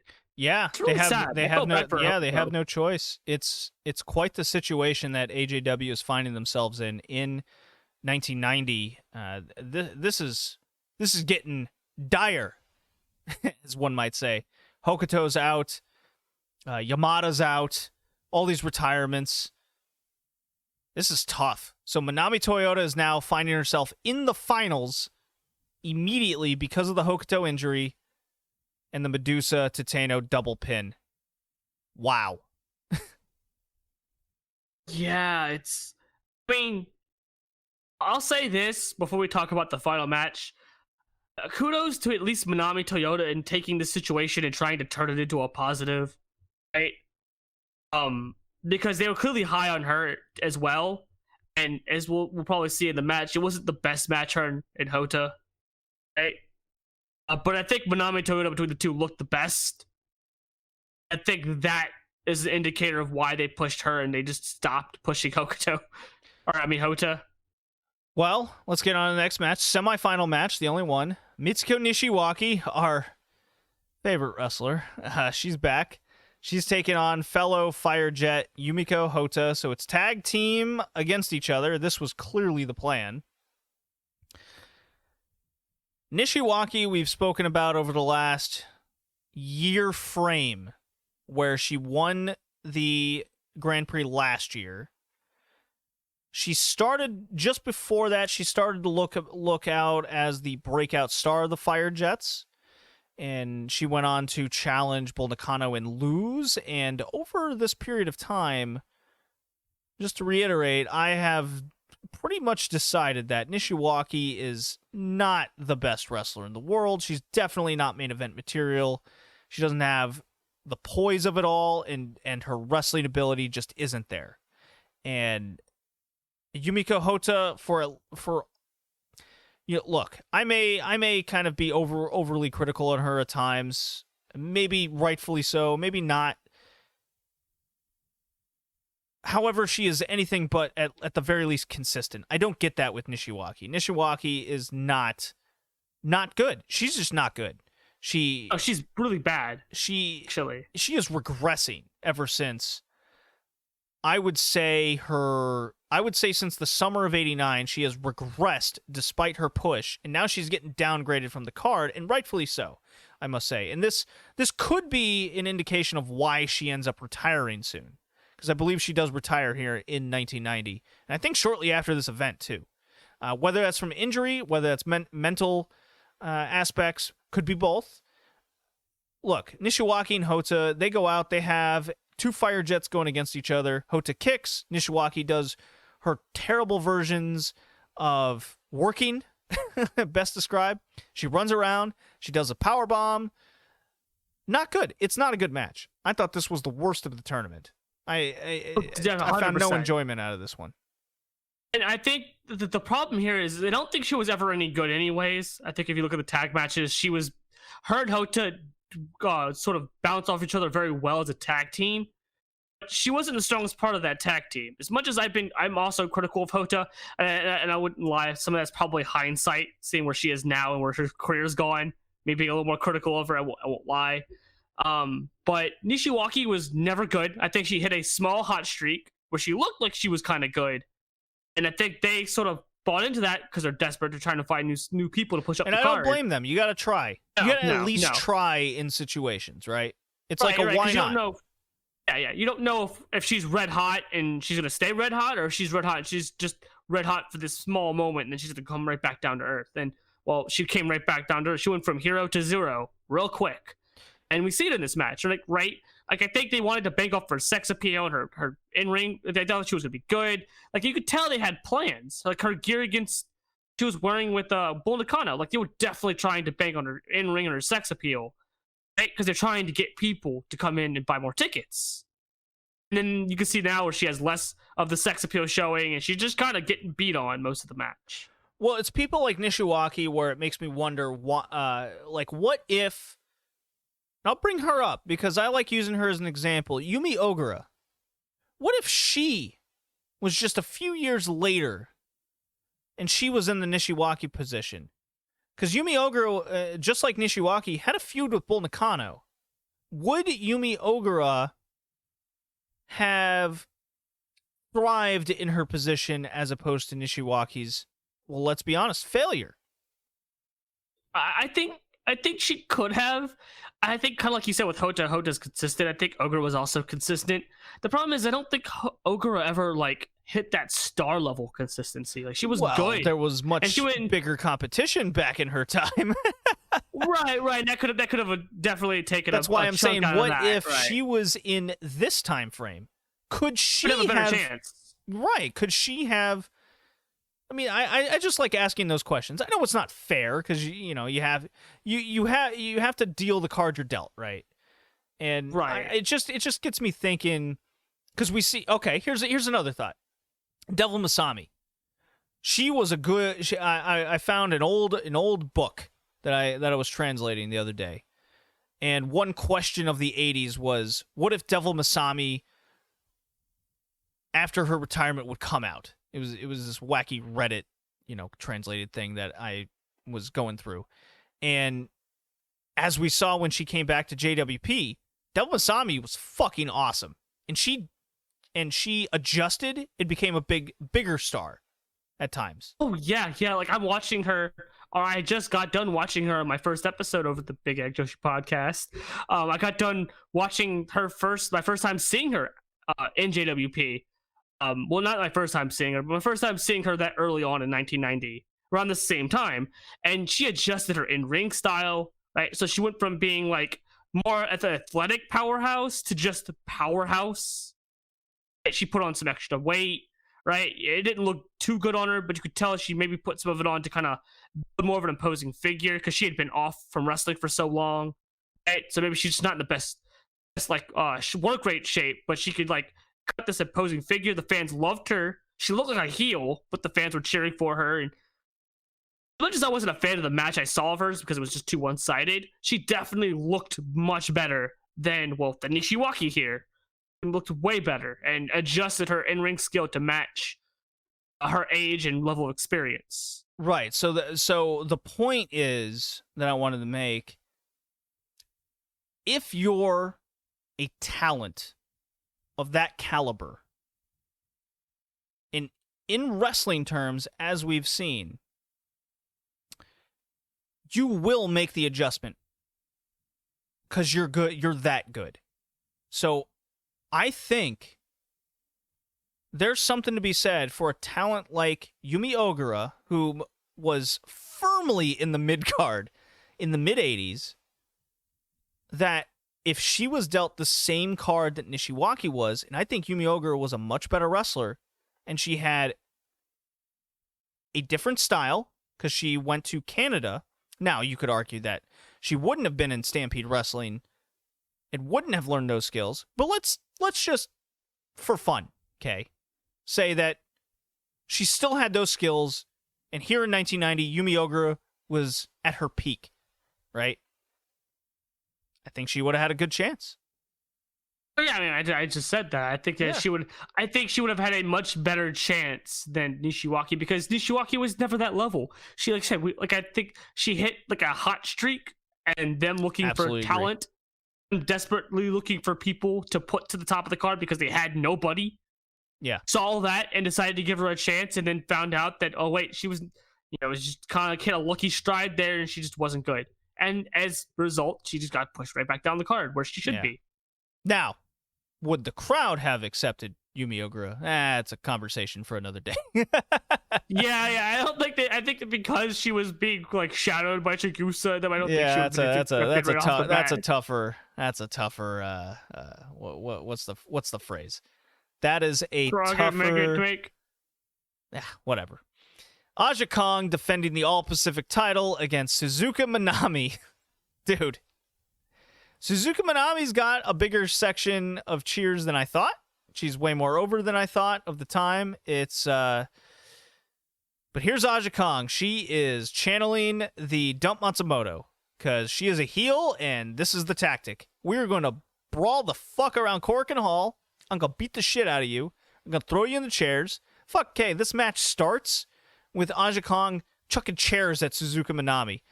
This dame doesn't stand no chance. This dame, you heard me. She got no chance against the Kong. Okay? Nothing. This was a one-sided battle. It was a one-sided ass kicking, filled with trash can, chairs, and the freaking barricade being brought into the ring. I love that. I love that sort of shtick right now. It just bring the metal barricade thing to me now. That's my weapon. That is her thing. Oh, we're at Cork and Hall? Give me that barricade section. No problem. I would love to be the fly on the wall. Let's say in 1990 here, Aja Kong and Suzuka Minami are meeting in the back, and they're discussing, all right, what are we going to do for this match? All right, I got an idea. I'm going to hit you with 7 pile drivers. Variations. We're both going to do that to each other. We're going to basically no-sell them. I'm going to bring a barricade in the ring. I'm going to pile drive that on you, and then I'm going to get DQ'd. Is that working to the finish fine? Yeah, let's do it. All right. What a great match. For a one-sided beatdown, it was probably the most enjoyable one-sided beatdown. It's like you have the Aja Kong beating her with everything she couldn't get that wasn't nailed down, and then some. And then you have Suzuka Minami valiantly getting up and still the what bitch coming at her still. I love it. She's trying. She's trying to get over. The crowd isn't reacting. They're not reacting very high, as kind of expected, because they've seen this shtick many times where it's the Gokaku Dome style of we're going for a DQ finish, the bloodlust is taking over. Maybe that's kind of taken its course in 1990, as we've seen with Bull Nakano. It's hard to tell because the audience is so depleted at this point. Right, and a lot of the people that they have there aren't there for those kinds of wrestlers. They're there for we see there's still some female fans there, and they're trying desperately to cheer for certain people. You can tell there's a contingent trying to hang on to still, and they haven't left yet. Most of the women have left. It's just kind of men now. So fast. It's so fast. And the men like Suzuka Minami, they like Manami Toyota, they're all good-looking wrestlers. And so they see Aja beating her up, and they're not reacting because they're beating up the one that they like. Right. So the point being, we were past the days of the crowd shrieking at Dump, biting at Chigusa's face. Well, I mean, it's just not violent enough. Clearly, Kay. There's no stabbing of eyeballs. Anyways, Aja Kong pile drives her on the barricade that's brought into the ring. Aja Kong's barricading the ref and shit, and the ref just DQs her. Loses the title. Suzuka Minami's the new All Pacific champion. They brawl some more. Kong more barricade shots. Eventually, Minami gets the microphone and she calls Aja. They talk some shit to each other. Basically, she does the whole I won't accept the title off a DQ shtick. So she immediately vacates the title, and basically this title is vacated for the next 4 to 5, 6 months or whatever it is. Yeah, and the weird part is we just got off a vacation with this title. Not even a full year. Yeah. I think it really devalued the belt at this point. Now, it would get its value back, obviously, but I think at this point, the belt's not seen as a big deal by the fans because it's been set so long now with nobody holding it. It's tough, yeah. Aja Kong, what did she hold this for 4 months? Which, during this era, that's not a long time. It's really not. No, and to lose it off a DQ, that's really lame. The way it happened in the match structure, let's face it, Suzuka Minami got nothing out of this. And the crowd reacted as such. She did not look like a person that should be competing for the belt. And the fact that it was vacated was probably the right choice, because I don't think after this match you could build Suzuka Minami as a credible champion. Because they had to vacate it, absolutely. Yeah. But they got to push people to the main event, and Aja Kong's that person. Why she can't just hold on to the All Pacific title, I don't know. I think she should have just held this on and went on her merry way to main event. And it makes, shit. We've seen the All Pacific champion challenge the red belt and lose, or even at times win it at the same time. Chigusa held both of them. Yeah, so you can't tell me that they can't just do it again as well. Anyways, Japan Grand Prix final. It's Manami Toyota versus Hota. They're teasing knockouts. They're teasing. Did we mention Hota beat Nishiwaki? I mean, I think that went without saying. I mean, I kind of spoiled it a little bit myself. I kind of got ahead of myself on that one. Anyways, because matches have been cut short on this night, they have, what would you say, 25 minutes? I think this match went. It went a long time. It was a lot of grapple fucking holds. Yeah, but you could definitely tell that they had to make this one on the fly. You could super tell because both Hota and Manami Toyota don't grapple like this. Neither of them. So it's like they had to fill time because they're trying to figure out spots and they're probably talking to each other, trying to figure out where to go next. Yeah, I mean, there's Toyota's reliance on drop kicks. I mean, shit, Kay. Like 3 minutes into the match, Toyota goes, you know what? You know that move that blew out my opponent's knee earlier? I'm going to do that. Time for my ass to jump over the turnbuckle, over the post, to the floor. And she survives. To Toyota's credit, she somehow lives another day. And she tends to do. She tends to do. This isn't the first crazy one. It's not going to be the last crazy dive to the outside we'll see from her. So, like I said earlier, got a little bit ahead of myself on it.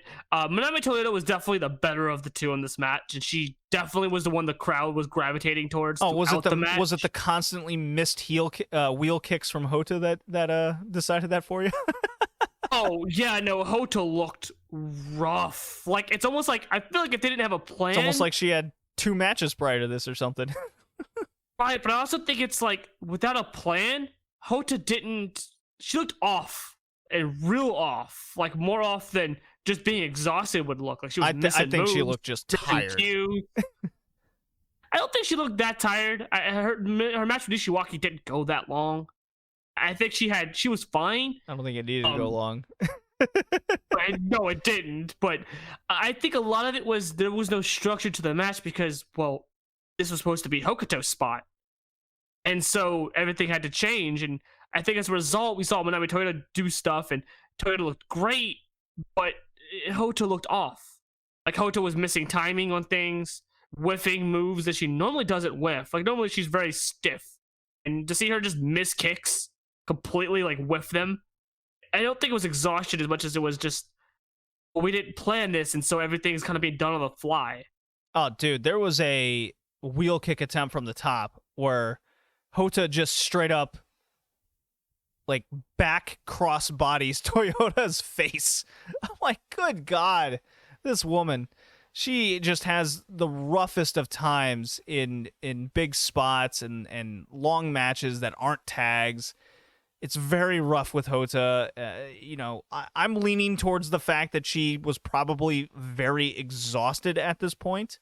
Even doing short matches, she doesn't look like she has the greatest cardio in the world. I'm sure all of AJW wrestlers have good cardio, but there is a saying of in shape and ring shape, and Hota never struck me as the person that was in ring shape. Probably right. It probably played a part into it, but I still feel like, given how weird the timing and some of the stuff was, that didn't seem like exhaustion. It seemed like we're working this match on the fly. I mean, maybe she was just bad. That's all I was saying. I think she just doesn't work when there's no structure to the match and you're calling on the fly. I think that showed that she's not good at that. And maybe that's why. Maybe that's one of the reasons why they don't want to push her as high anymore. Outside of the Chigusa stuff, it's like, well, we can't rely on you when things fall apart to keep things going. And I mean, we'll see with Manami Toyota. She had no problem with that. Manami Toyota showed her shit, and she was very good.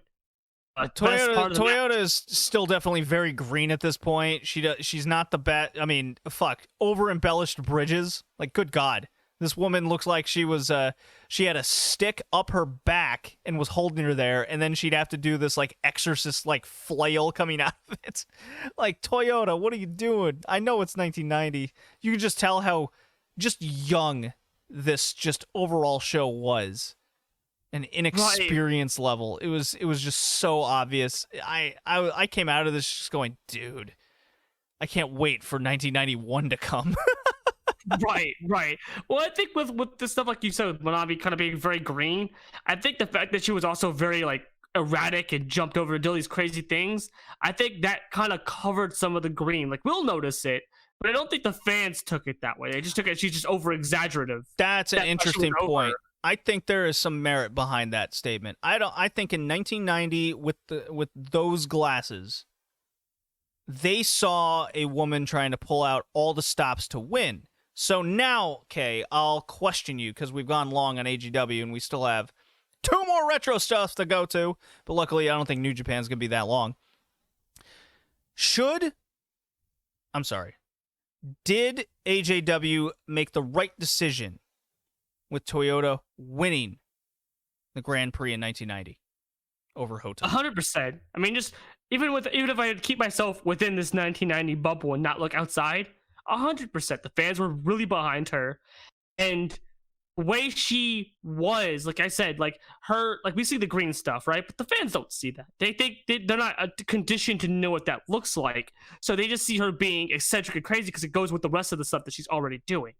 Crazy jumps to the outside, so she's just exaggerative, and that gets her over because everyone's like, oh yeah, she's just wild and like a wild child. You can't contain her, and that was part of her appeal early on.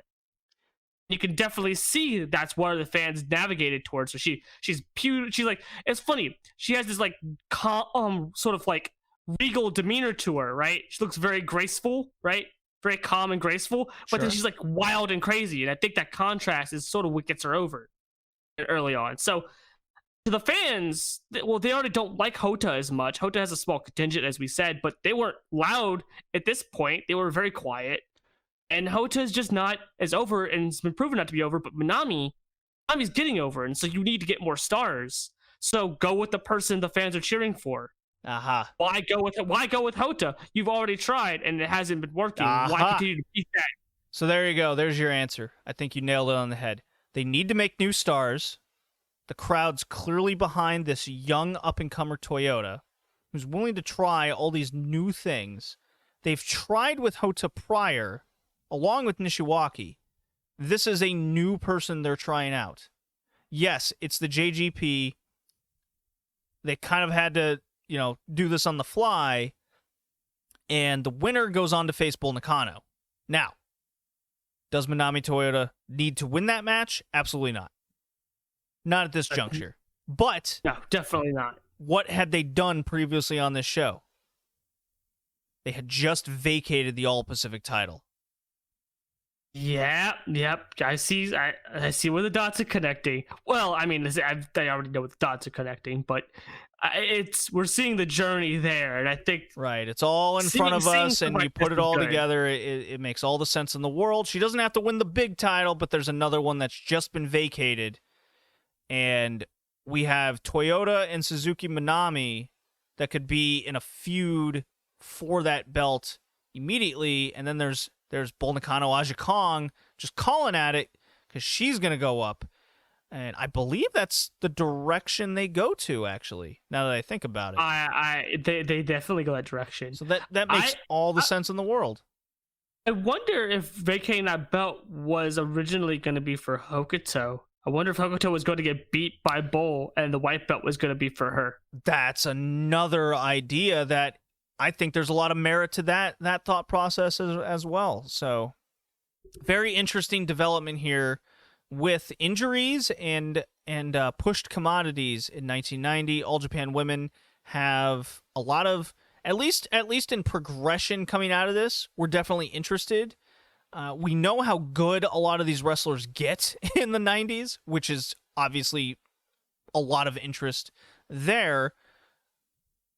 I think on this tournament of the night, it was a rough go. Definitely a rough go.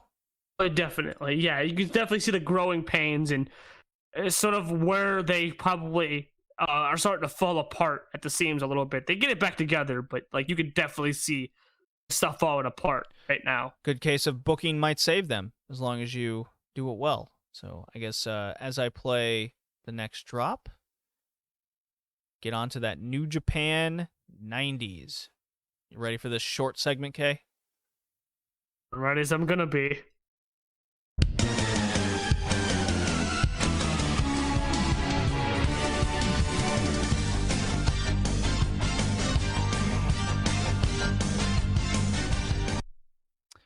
January 4th, 1995, Tokyo Dome. New Japan through the 90s. Our journey continues, Kay. It does. No notable All Japan Pro Wrestling matches on this podcast. We're going to split this one into 2 episodes. It is the January 4th Tokyo Dome from 1995. A lot of matches, a lot of shows. We're kind of short on time. You know, I went on vacation. Not a lot of time to watch all these. But at the very least, we got 4 matches here from the undercard of the Tokyo Dome. All wrestlers, at least I have a somewhat interest in. And I would say, at the very least, Kay, we got some good holy shit moments here. At least in one match, we definitely got a bunch of holy shit. What do you mean just one? There was at least 2. Well, the other one had a good holy shit finish. Okay. I'll say that much. UWA World Junior Heavyweight title match. So we got basically 4 junior matches here, or 3 juniors and a young lion meat slapping match. But the UWA World Junior title is on the line. It's Shinjiro Otani versus El Samurai. So the last time I believe we saw El Samurai was during the Super J Cup of 94. And the last time we saw Otani was in the Tag League finals with Guerrero, Benoit, and I forget the other person involved. But anyways, these 2 guys are against each other, and the theme of 3 out of the 4 of these matches, Kay, is they go 18 minutes, basically, all 3 of these matches, and the first 12 are grapple fucking. Yeah. So I remember when we started these, because they're the juniors, like, yeah, the juniors are good. The juniors aren't like the rest of the main heavyweight stuff where it's just a bunch of grapple fucking. And to our surprise, unfortunately, they all are grapple fucking. And it led me to an interesting theory, if you will. I wonder if the heavyweights were just upset that they were being showed up every time by the juniors doing cool flippy shit. And so they told them to stop doing cool flippy shit. I mean, it is of the time where you don't want the undercard to overshadow the people above you. Listen, I think there is some aspect of that's true, because you want your main events to peak. Those are your big guys that are to draw money, and you don't want your undercarders to steal the show from you and steal your spotlight. I mean, that's the aspect of stage playing, right? Of thespianism. Right. You don't want the tree in the background to steal the front of the spotlight to your main actor. The tree's not meant to be the show. I could definitely see something like that happening. You know, after the success of the Super J Cup with all of that action we saw, just amazing night of wrestling, which you can go back and listen to our episode on it.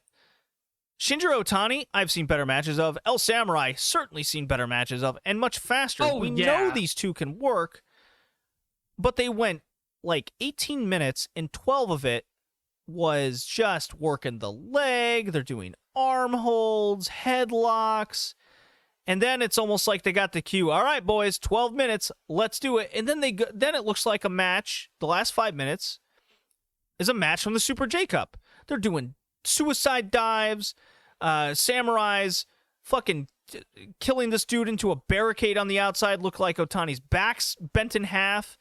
And eventually, Otani gets the big suplex upset win over Samurai. Surprisingly enough, that shocked me. Yeah, it shocked me too. I could have swore Samurai was gonna win that match, because he's like the one that we know of, at least from these 2. Right, he feels like the bigger star. Definitely. It just sucks that they're so bogged down by that. Listen, if fucking old guys up at the top are so upset by that, then maybe don't be Ambien. Maybe be a Red Bull. Maybe fucking speed that shit up a little bit. Do some good stuff. Stop sitting in rest holds because you're too old to get up and stand and beat the crap out of each other. So that happened. UWA title, that's a story for another time, like what the situation is behind that. Worth a Google search, though, for sure. IWG bounces around a lot. yeah, IWGP Junior Heavyweight title, more familiar title. Norio Hanaga, my man. He's taking on the great Sasuke. Okay, you weren't around when I first started watching Norio Hanaga on this journey. This dude is an asshole. He's part of the big heel faction. He just bloodies dudes up. He rips Liger's mask. They had a big feud. It was awesome. One of my favorite matches of the early 90s was against Liger. I was going into high hopes with this Sasuke match because we saw Sasuke just put on bangers. You know, Michinoku Pro. This dude can fucking cartwheel flip. You know, Sasuke specials the outside. Tell me if you've heard this before. 12 minutes grapple fucking, 4 minutes great finish. Yeah. God damn it. To say this killed my interest for more junior matches, unless they change this, is an understatement. Because you were hyping this up, like, oh, this guy's good, he did this and this and this. I was like, yeah, awesome. And then it's like, oh, okay. Well, I'm just gonna check out until the last 2 minutes. God damn it. I feel Sure like we're at enough. the point where we can just skip 10 minutes in and just get the 2 minutes beginning of the match. That's what we'll do. And then we'll get the hot finish. Why? Because Why is this the hot finish is style? awesome. Hanaga's had enough of Sasuke's bullshit, of his grapple fucking. He just fucking pushes the ref, knocks Sasuke in the nuts, fucking Delphin style. Channel that Dolphin, man. Channel that Delphin. Sasuke's like, fuck you, throws him to the outside. Cartwheel elbow, gets him to the outside. That's how it happens. Does a fucking dive to the outside. Hanaga decides this flippy motherfucker is getting the better of me, and he rolls his ass up cheating. I like the finish. Match was still boring as hell, but I like the finish.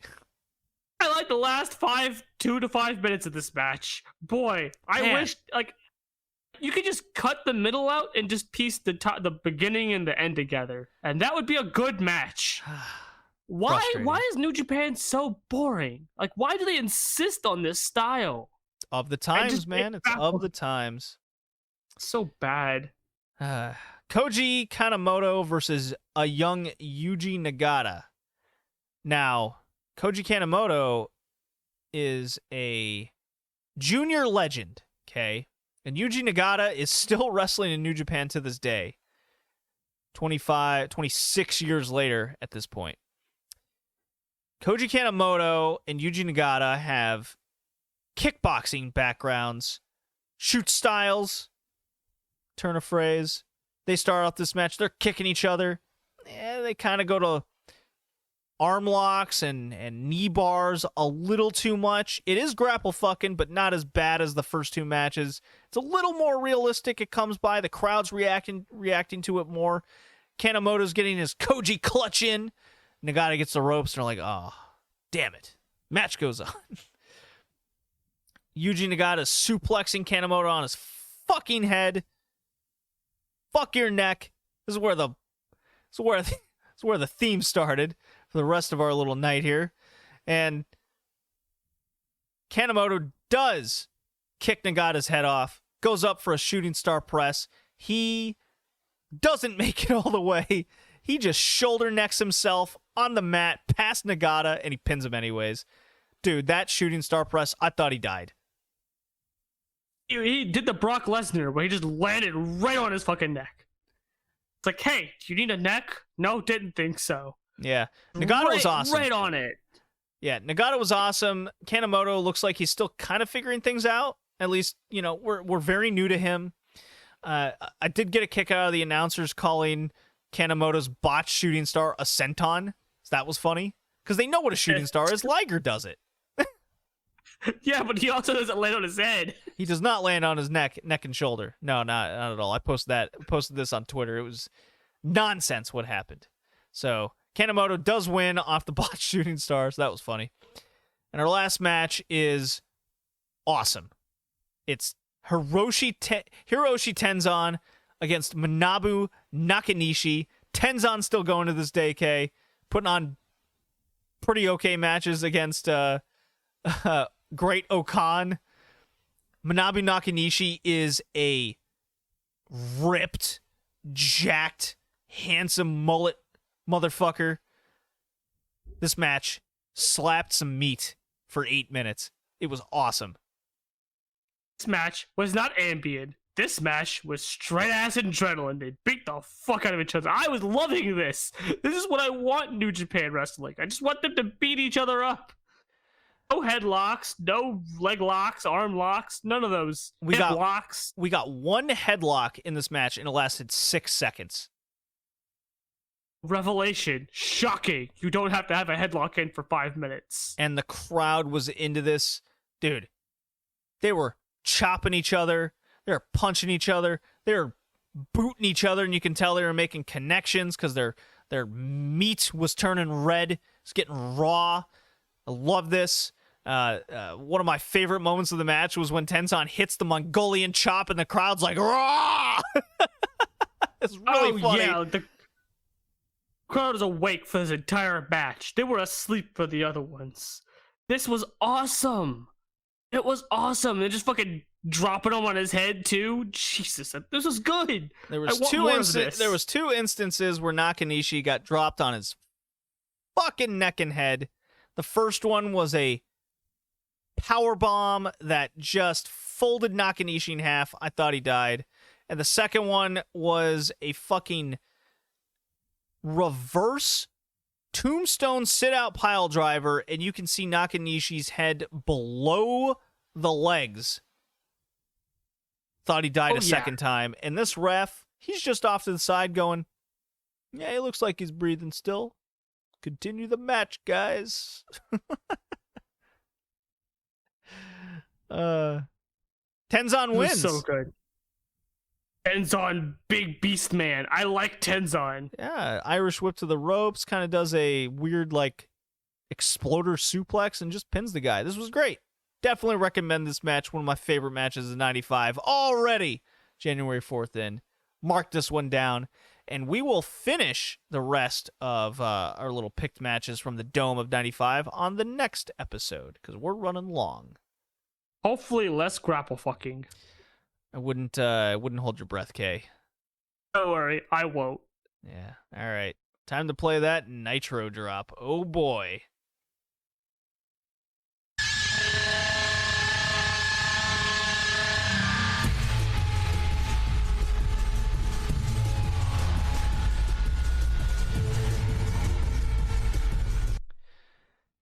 WCW Nitro, February 22nd, 1999, from Sacramento, California. Arco Arena, attendance of 13,921, according to Cage Match, a TV rating of 4.8. What does that mean in comparison? Well, WWF Raw is War got a 5.5 rating.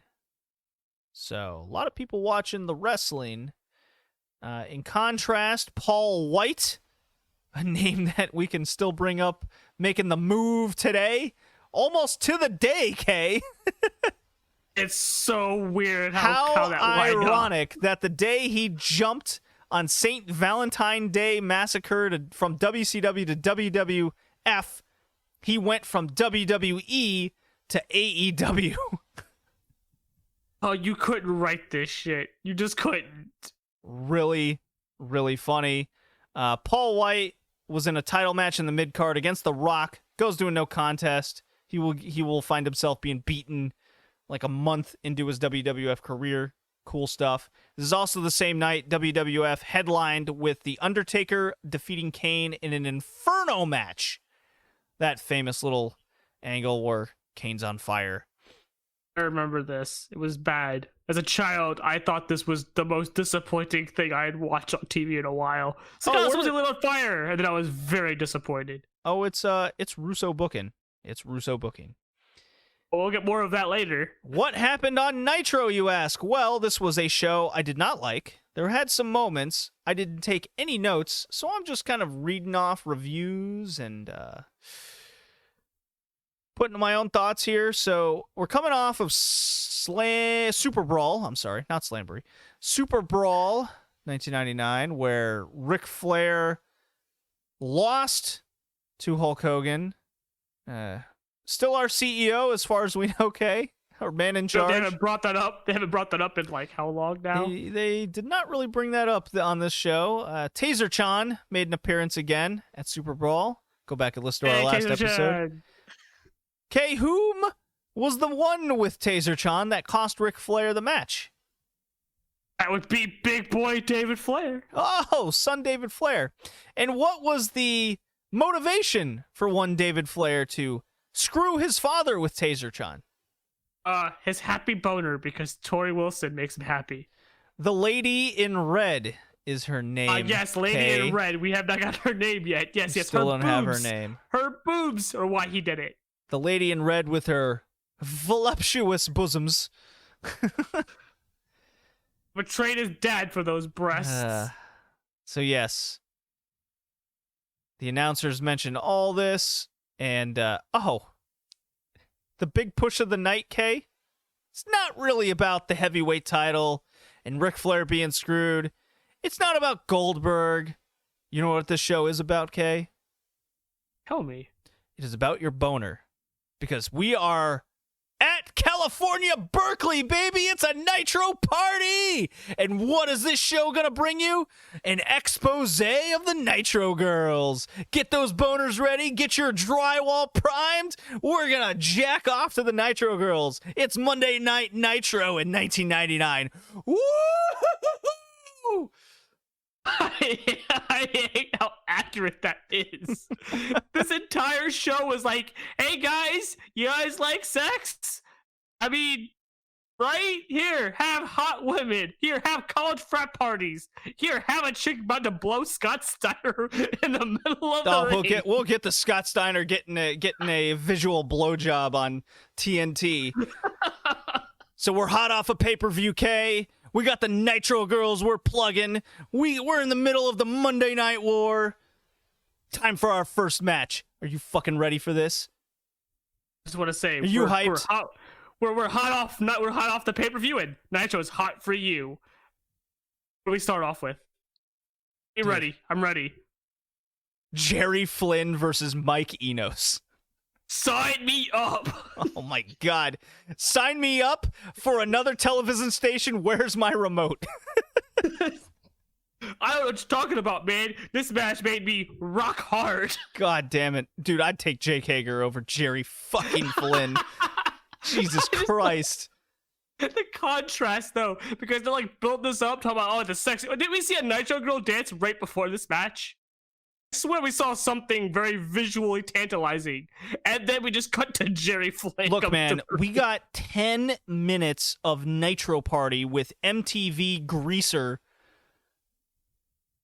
and then we get Mike Enos versus Jerry Flynn. They are teasing you. They're like, hey, you got your boner up? Here, we're going to go and kill your boner. They're edging you, man. They're edging you. They're trying to get you ready for the end of the night, I guess.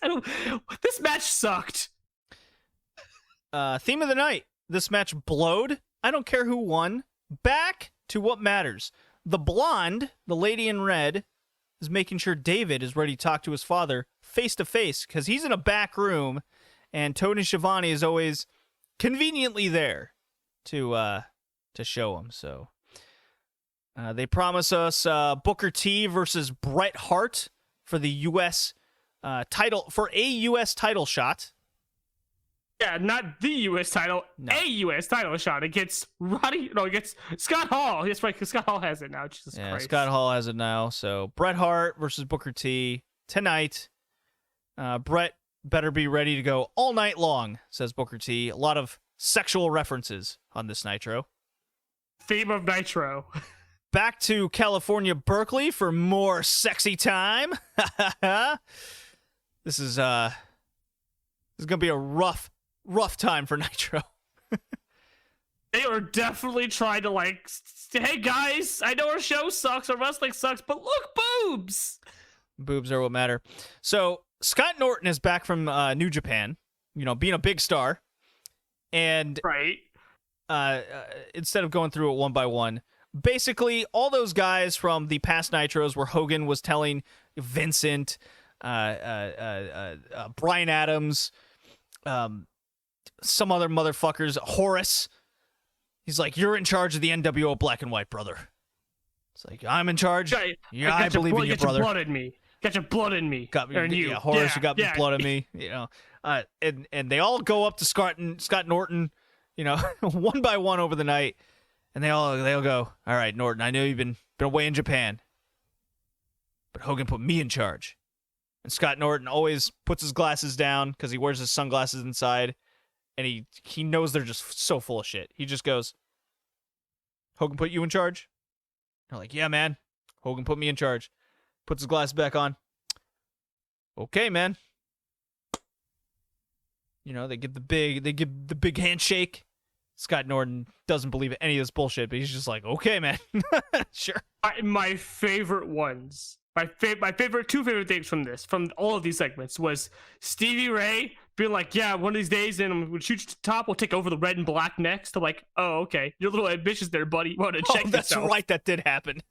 he's like, yeah. So I'm going to take you to the top with me. We're going to take over the red and black next. I'm like, oh, you boy. and me, brother. Okay. Oh, boy. That's going to work out so well. And then, what the fuck was on Scott Norton's hands? It is like weird oily stuff on on his hands in one of the handshakes. He's got to oil up those muscles, guy. Come on. It was like grease, like car grease. Yeah, come on, 1990. Oh, that's right. He had the black stuff on his hand. Yeah, I don't know what he was doing. It was like brownish. Maybe he was Maybe he was trying to fix those broken CRTs that they were slapping all night in the back. Or maybe he got a little too excited about all the Nitro girls in the back. You know. Ooh, I mean, if he's squirting black goo, I mean, shit. Don't worry about it. We have seen black goo getting squirted on national television in 2020. Anyways, video on Mortal Kombat and Wrath is going to be a guest star, so that happened. That did happen. They did a recap of Page versus Steiner. Tony tells us the stipulation of Steiner getting Kimberly for 30 days isn't yet official. So Steiner does not get to fuck Kimberly quite yet. Oh, but nobody told him that. Van Hammer versus Bam Bam Bigelow. Goldberg chants before the match. This match fucking blowed. I don't know why Bam Bam took so long to beat up the fucking hippie. This can suck it. Hammer 50-50 with Van fucking Hammer. Bam Bam buried. Confirmed. Dude, the way this match ends is atrocious. Okay? He goes for a boot or some shit. You know, the fact that I've already forgotten how it exactly happened is probably best for my memory. He misses a boot in the corner. He turns around. He's like, "Oh, bummer, dude." And then he gets the Asbury Park, you know, sit out pile driver shtick from Bigelow, and he gets pinned. Fuck Nitro. Hey, listen, Nitro definitely wants you to fuck. They definitely want you to keep that on the brain so they keep the viewers. Because remember, throughout the night, they're teasing. Hey, guys, stick around. You can just see the Nitro girls in bikinis. Yeah, you'd think Bigelow would squash him after losing to Goldberg, or Goldberg would come out, have a quick match, or fuck it. 8 minutes with the hippie. You thought wrong. Yeah. So they plugged the Flair sit-down interview again from Fallout last night, whatever. We go back to California. We're back at Berkeley. But this time, we're with Scott Steiner and Buff Bagwell. You know what, Kay? I take that back. This was fucking funny.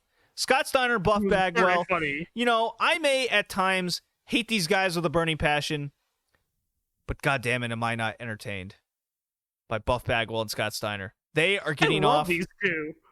They are getting off the Nitro bus, and they're at the gym. Okay, there's some hotties there, Kay, because this Nitro is about boners. I don't know if I told you. Don't know if we made that clear already. This Nitro is about boners. So Scott Steiner pulls this girl to the side. He's like, "Hey, how about you get down with Steiner?" And she looks at Buff. She looks at Buff instead, and she's like, "You got the stuff. Here's my number and address." And they're like, "Oh fuck, that's awesome." More on this later. We're about to have a threesome. More on this later. Okay. You know what? Fuck it. We'll do it now. They end up at a drag club. Yeah, just it's randomly end up in a drag. I don't even know how they got there. This chick clearly wasn't from there. No. So they end up at a drag club. They park the car, okay? Right? That's right. And this bouncer person goes, "Hey, is that your car? It's being stolen." Right? Then, before they can go out, they're interrupted by a drag queen, to just use terminology from the 90s since we're here. And she's like, "You here for a good time, boys?" And maybe I shouldn't have laughed as hard as I did, but Scott Steiner looks at Buff Bagwell, because it's so believable, I think. Because I totally believe Scott Steiner wants to whoop some ass now. He just looks at Buff and goes, "I'm going to kill him." And Buff's like, no. I swear to God, the person that did the Raven stuff did this because it reeks of like straight out of a sitcom movie, like a comedy movie. That's what this does. This comes off right off there because they look at each other at the same time. I'm gonna kill him. No, you can't do that. It's like a comedy. It's great. Listen.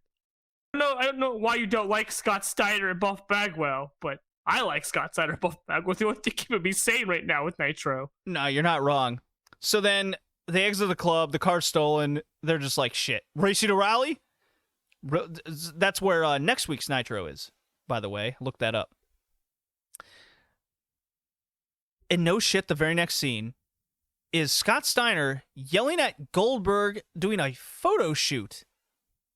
Oh, Brian, that happened right after this. Like, Goldberg's in the middle of a photo shoot. They just bust in the door. And Scott Steiner's just yelling at him. Like, what the fuck is happening? He's just talking shit to Goldberg. Goldberg just standing there. He's just not coming after him, not saying anything bad. He just standing there getting shit talked to. Scott's like, you should be taking photos of me. I got my body. And then he just walks out. Right. So weird. So weird. Nitro is bizarre. So good, though. I loved it. 4.4 million people. 4.4? 4.8. I'm convinced these people stuck around for the fucking Nitro Girl bikini thing they kept teasing throughout the entire night. Bret Hart versus Booker T. Winner gets a U.S. title shot at some point in the future, but could be taken away or never happen or whatever, or at a pay-per-view. I don't fucking know. Who gives a shit? Nitro. It's Nitro. Like, I don't believe anything they do anymore. This is way better than the first match that they had that we watched.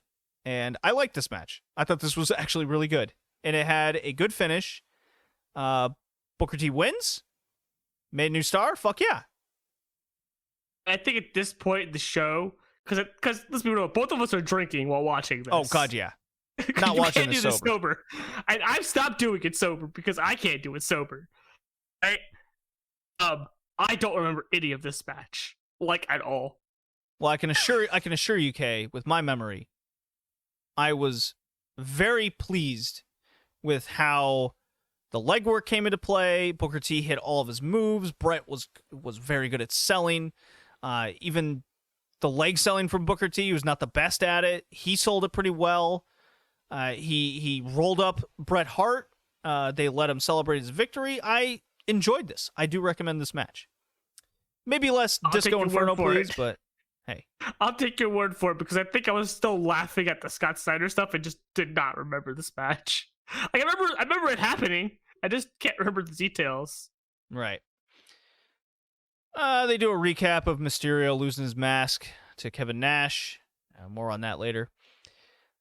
Kaz Hayashi versus Disco Inferno. Fuck this. This match was shit. I definitely don't remember this match, and probably for a good reason. Yeah, I mean, Disco hits the chart buster, pins him. Who cares? Let's move on. I remember laughing. at because every time Disco comes out, I just laugh now. Yeah. I laugh every time Disco comes out because Disco's a big joke. Well, the only thing to really note, of course, is the fact that Glacier is selling off all of his like gear and entrance music and everything. Oh, that's right. Because I think it was like Disco has like the smog, the smoke effect or something, and the light effect. Right, and then Kaz Hayashi comes out with his like shoulder pads and stuff, and I believe the Cat comes out with the snow from Glacier, right, and the lights. Right, holy shit. Yeah, you're right, because they're plugging that on Thunder. He's just auctioning off all of his stuff. Way to bury Glacier, by the way. Yeah. Commentary just buried the crap out of him. Yeah, you know what? I gotta pull out the, where's my buried drop? Raven, what about me? Wait, is that the right buried drop that I have? No, but do it anyways, because we miss Raven. I miss Raven. What about me? What about Raven? Come on in. Leave me alone. Come on, maybe you'd like to take Stop. Jack it off. Take I don't want a ham milk. sandwich, I'll put some Mom. chocolate in your milk. I don't want Love it that chocolate. way. I don't like it, You make Mom. that I've never ham liked sandwich it. big- Mom, give me a club soda. I miss my boy. Mom, I the miss TV Raven. doesn't He work. makes me happy. I want a ham sandwich. I want a ham sandwich, Mom. I want a club soda. Nitro Girls Dance, Nitro Girls at Berkeley. Bobby Heenan was named WCW Announcer of the Year by WCW Magazine. Good for him. Job. Yeah. Buff Bagwell and Scott Steiner are in the ring. Forget one important detail. As they come to the ring, they're going around the crowd. There's this one hot chick who seems to be eyeing, really thirstily eyeing Scott Steiner. He picks her up. Some random broad just picks her up and brings her into the ring. So Scott Steiner must have been watching some Rick Rude as he brings this hot girl over the guardrail into the ring. He's like, look at my body. I'm very muscular. And she's going down on her knees. She's rubbing his leg muscles. And then she Very gets close to his crotch. ominously Very close. And she's like got a gaping mouth. And she's really close to the dick. And then she's kind of rocking back and forth just to keep balance. And I'm like, this Keep chick balance. is giving him a blowjob on TV. She is about to, like, Buff Bagwell. I want to rewatch this just to see Buff's face, because his face when she went down and was doing, he was like, oh no. Like, for a split second, he broke character. Because his face was just like, uh-oh. Can't do this on TV. Because, like, he gets over and kind of says something to her, and she just completely ignores him first time. She gets closer to the dick, and then he kind of gets behind her a little bit, kind of nudges her, and she gets up. Oh, yeah, Anyway. yeah. No, he, like, physically pulls her up away from him at that point. Like, and Buff's kind of, like, Right. scratching his head. He's like, ah, shit, we're in trouble, dude. It's like you can't be get close to the dick on TV, because, like, she was, like, just a few more, like, half inches, and she just had her hand right up on his dick. Oh, yeah. She Oh, was yeah. that close. Like, she had the blowjob face and everything. Like, she was about to go to town on TV. I was like, oh boy. You could tell she wasn't a plant. You could definitely tell she wasn't a plant. I don't know about that. I don't buy that. It's always a work until you're told differently. Anyways, so Steiner's bringing up Paige is fucked in the hospital. He's going to bang Kimberly because he's got 30 days of banging. The music starts. Steiner keeps talking, and then he continues his promo saying he wants Goldberg. His music hits, and he's just talking, and eventually they cut his music again. And he just Yeah, keeps because he's got to call out Goldberg. Chris Jericho fucking Scott versus Steiner, it's great. Chris Jericho versus Hugh Morris. Do you get it? I don't get it. Yeah. Basically, Saturn in the dress comes out. Saturn's gay. Ha ha ha. Whatever. Saturn Isn't this interferes. DVD. Moonsault. Morris beats Jericho. Whoop-de-doo. Sucks. Did this feud be over? How long has this feud been happening? Didn't he, like, just give up and accept that he's wearing a dress and just walk out when he had the match won? Something? Like, what is this? What is Whatever. this? Why is it still happening? I don't want this anymore. Doesn't matter. Kevin Nash versus Rey Mysterio. Kevin Nash beats the shit out of Rey Mysterio for a while. There's a wacky interference spot. Rey fights back. Bronco Buster, so dick in the face of Nash, so I laughed. Rey jumps into Snake Eyes by Nash throws him in, jackhammer, but Rey hammers Nash's head to knock him down, pins him, flash pin, slips on a banana peel. Nash sold this incredibly well. The problem is, like, I thought this was amazing. It all worked well. The crowd reacted. I was like, fuck yeah, he lost his mask. He looks like a 12-year-old beating up Kevin Nash. Nash's fat face sold it very well as well. The problem is, as soon as he lost, they immediately went to Conan's music video. There was no celebration and relishing in it. Just came off as kind of fake. Hard cut. Yeah. Well, first off, Ray won, right? Yeah, it was so shocking. Like, I popped. I did not expect him to win. Yeah, let's see if Scott Hall buries his ass next week or something. I'm not holding my breath. Oh yeah, he's 100% going to. But we just cut to fucking. What is he wearing? Who? What? The music video. What's Conan wearing? Dude, Conan's flipping, flying. Cool. He's got the suit and the big brim 90s pimp hat, the sunglasses, and dude, Conan's got style. I'm just gonna say Conan got some style. The song sucked, but Conan has style. Nah, you're crazy. Conan's awesome. And his song's awesome. Yippee bye wow, yippee yo, yippee yay. Yeah, totally not ripping off another song from the exact same time. Totally period. original. I don't know what you're talking about. Yeah. Wyndham doesn't think the Horsemen deserve a tag title rematch. Hennig calls them losers, blah, blah, blah. Norton goes to Hogan, ask him what the fuck's going on. These douche. No. What? You missed something. They get jumped by Benoit and Malenko, who are just standing in the corner. Oh, that was the recap from the pay-per-view, right? So they're just like, oh man, you're my best friend, you're my best tag team partner in the world. And then as they're walking back, Malenko and Benoit jump their asses. The problem with this camera shot is it implied with the shot, it looks like Malenko was just on the side the entire time. No. This is the interview. He was sitting down interviewing, saying nobody should face the belts, and then in the corner, right near the little corner, they just turn their head slightly to the right, they would see Malenko right there, and he just jumps him. I remember we were laughing because we had to rewind it because he was right there in the corner. All he had to do is turn his head slightly to the right. No, they literally saw him. That's how bad the camera work was. Yeah. Malenko was right there, then Benoit was right behind them. Yeah. It was so funny. So Norton goes to Hollywood Hogan. He's like, what the fuck, guys? All these douchebags are saying they're the leader. And Hogan just goes, no, man, I'm looking for a leader, and that's you. And Norton's like, all right, guys, all right. So more on that in a second. Nitro Girls, Ernest Miller's in the ring. He's got Glacier's entrance. Now, okay, back to Scott Norton. So Scott Norton is about to lay down the law of the B Squad, right? And faux pas number 3000 on Nitro tonight. Disco is telling Norton Ernest Miller's calling him out again in the ring, and Miller has said no such thing, right? At that point. No, he is not. So Norton, he goes, oh, fuck, I'm not falling for that shit. Because they pulled this on Disco and Vincent a few times as I crash into my microphone. And as he said that, then Miller goes, I'll beat up Scott Norton. And Norton's like, what?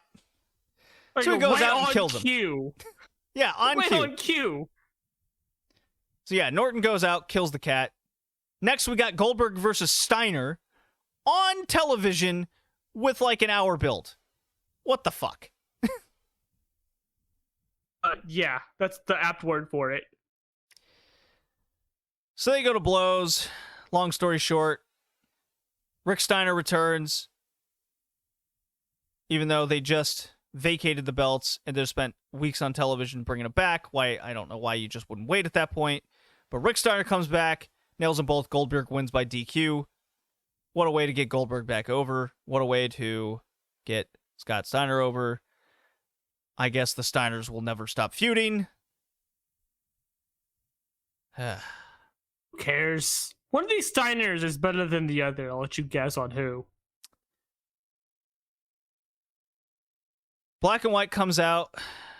They're usually... wait. That's minute-long video of the Nitro Girls swimsuit calendar. There it is. It was hot. Yes. It was hot. The two notable things that I remember was they panned to this really hot girl laying down, and then a fucking dog just in the scene, just random dog. The only time a dog's in the entire thing, and then the end with a pelican flying right at the screen. I wish I made that part up. That just said it wasn't even a real pelican. I think it was a CGI pelican just flying at the screen. So the show gets real weird from this point forward, if it wasn't already. Disco Inferno is in a production truck, and he's yelling at this dude to hijack the feed to Nitro. And this guy is like, no, I will get fired. And Disco goes, but the NWO is going to beat you up. And then the guy's like, well, I don't want to get beaten up. That sounds like a threat. Okay. So he does it. All right. Fine. No. This happened in 2 segments. Because I'm remember they mentioned aware the it happened in NWO. 2 segments. I don't care. But the NWO dental plan was mentioned. I didn't know they had a dental plan. Oh, right. He did bribe him with recruiting him to the NWO. Right. They have a dental plan. It's okay if you get fired. We have a dental plan. You can come with us. Anyways. So Tony's in a room with David Flair. And it's like a living room. It's got couches, a coffee table, a little TV there. David and the big bosom blonde are on the couch. David's resting his head awkwardly on the... You know what? David Flair's terrible at everything he does. He's resting his head on the boobs awkwardly. Looks like he's the most uncomfortable person laying on boobs. I don't know how he could pull that off, but he did. I swear he's never seen boobs before, and he just doesn't know how to react. Hogan and Nash are cut to be seen watching an old-ass 80s monitor. Okay? And it's like flickering. They're hitting it because that'll help. And they're like, oh, what's up, brother? I don't know. And it flickers, and then it cuts to this weird fucking room. It's an NWO black and white video, and it's a meeting. And David Flair is there in this weird-ass room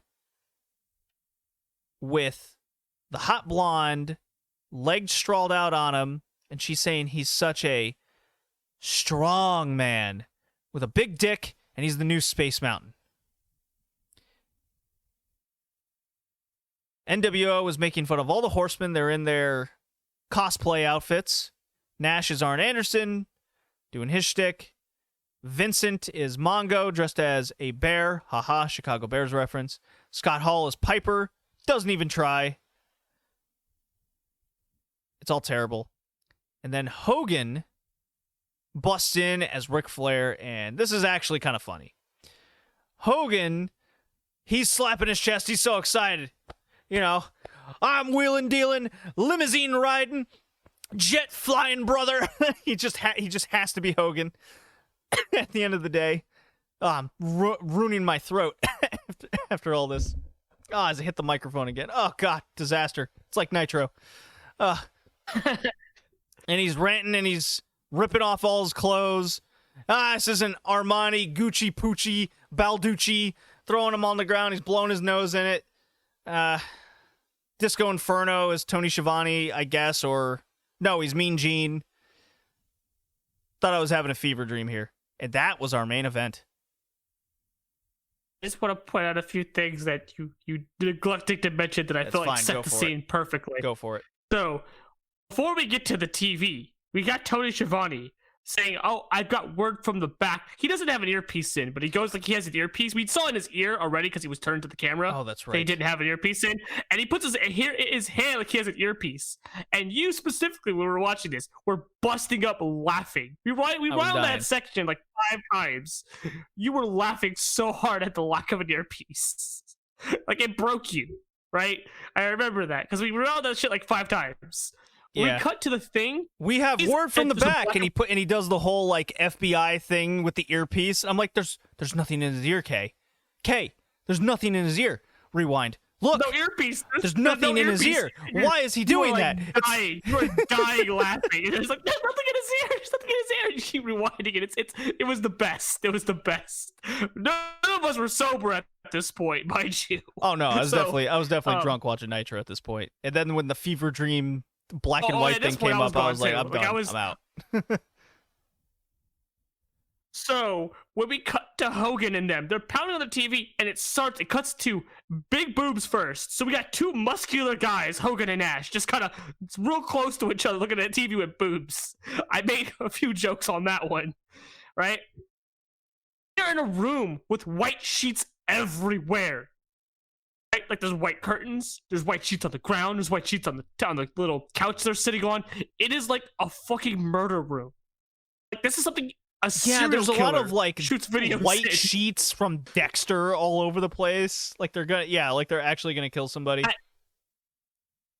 Right, and then they cut to like Mean Gene. I don't know who's playing who, but like he's like, and David Flair is the worst part of this entire segment. Well, he's just sitting there. Just there. He's there awkwardly on boobs.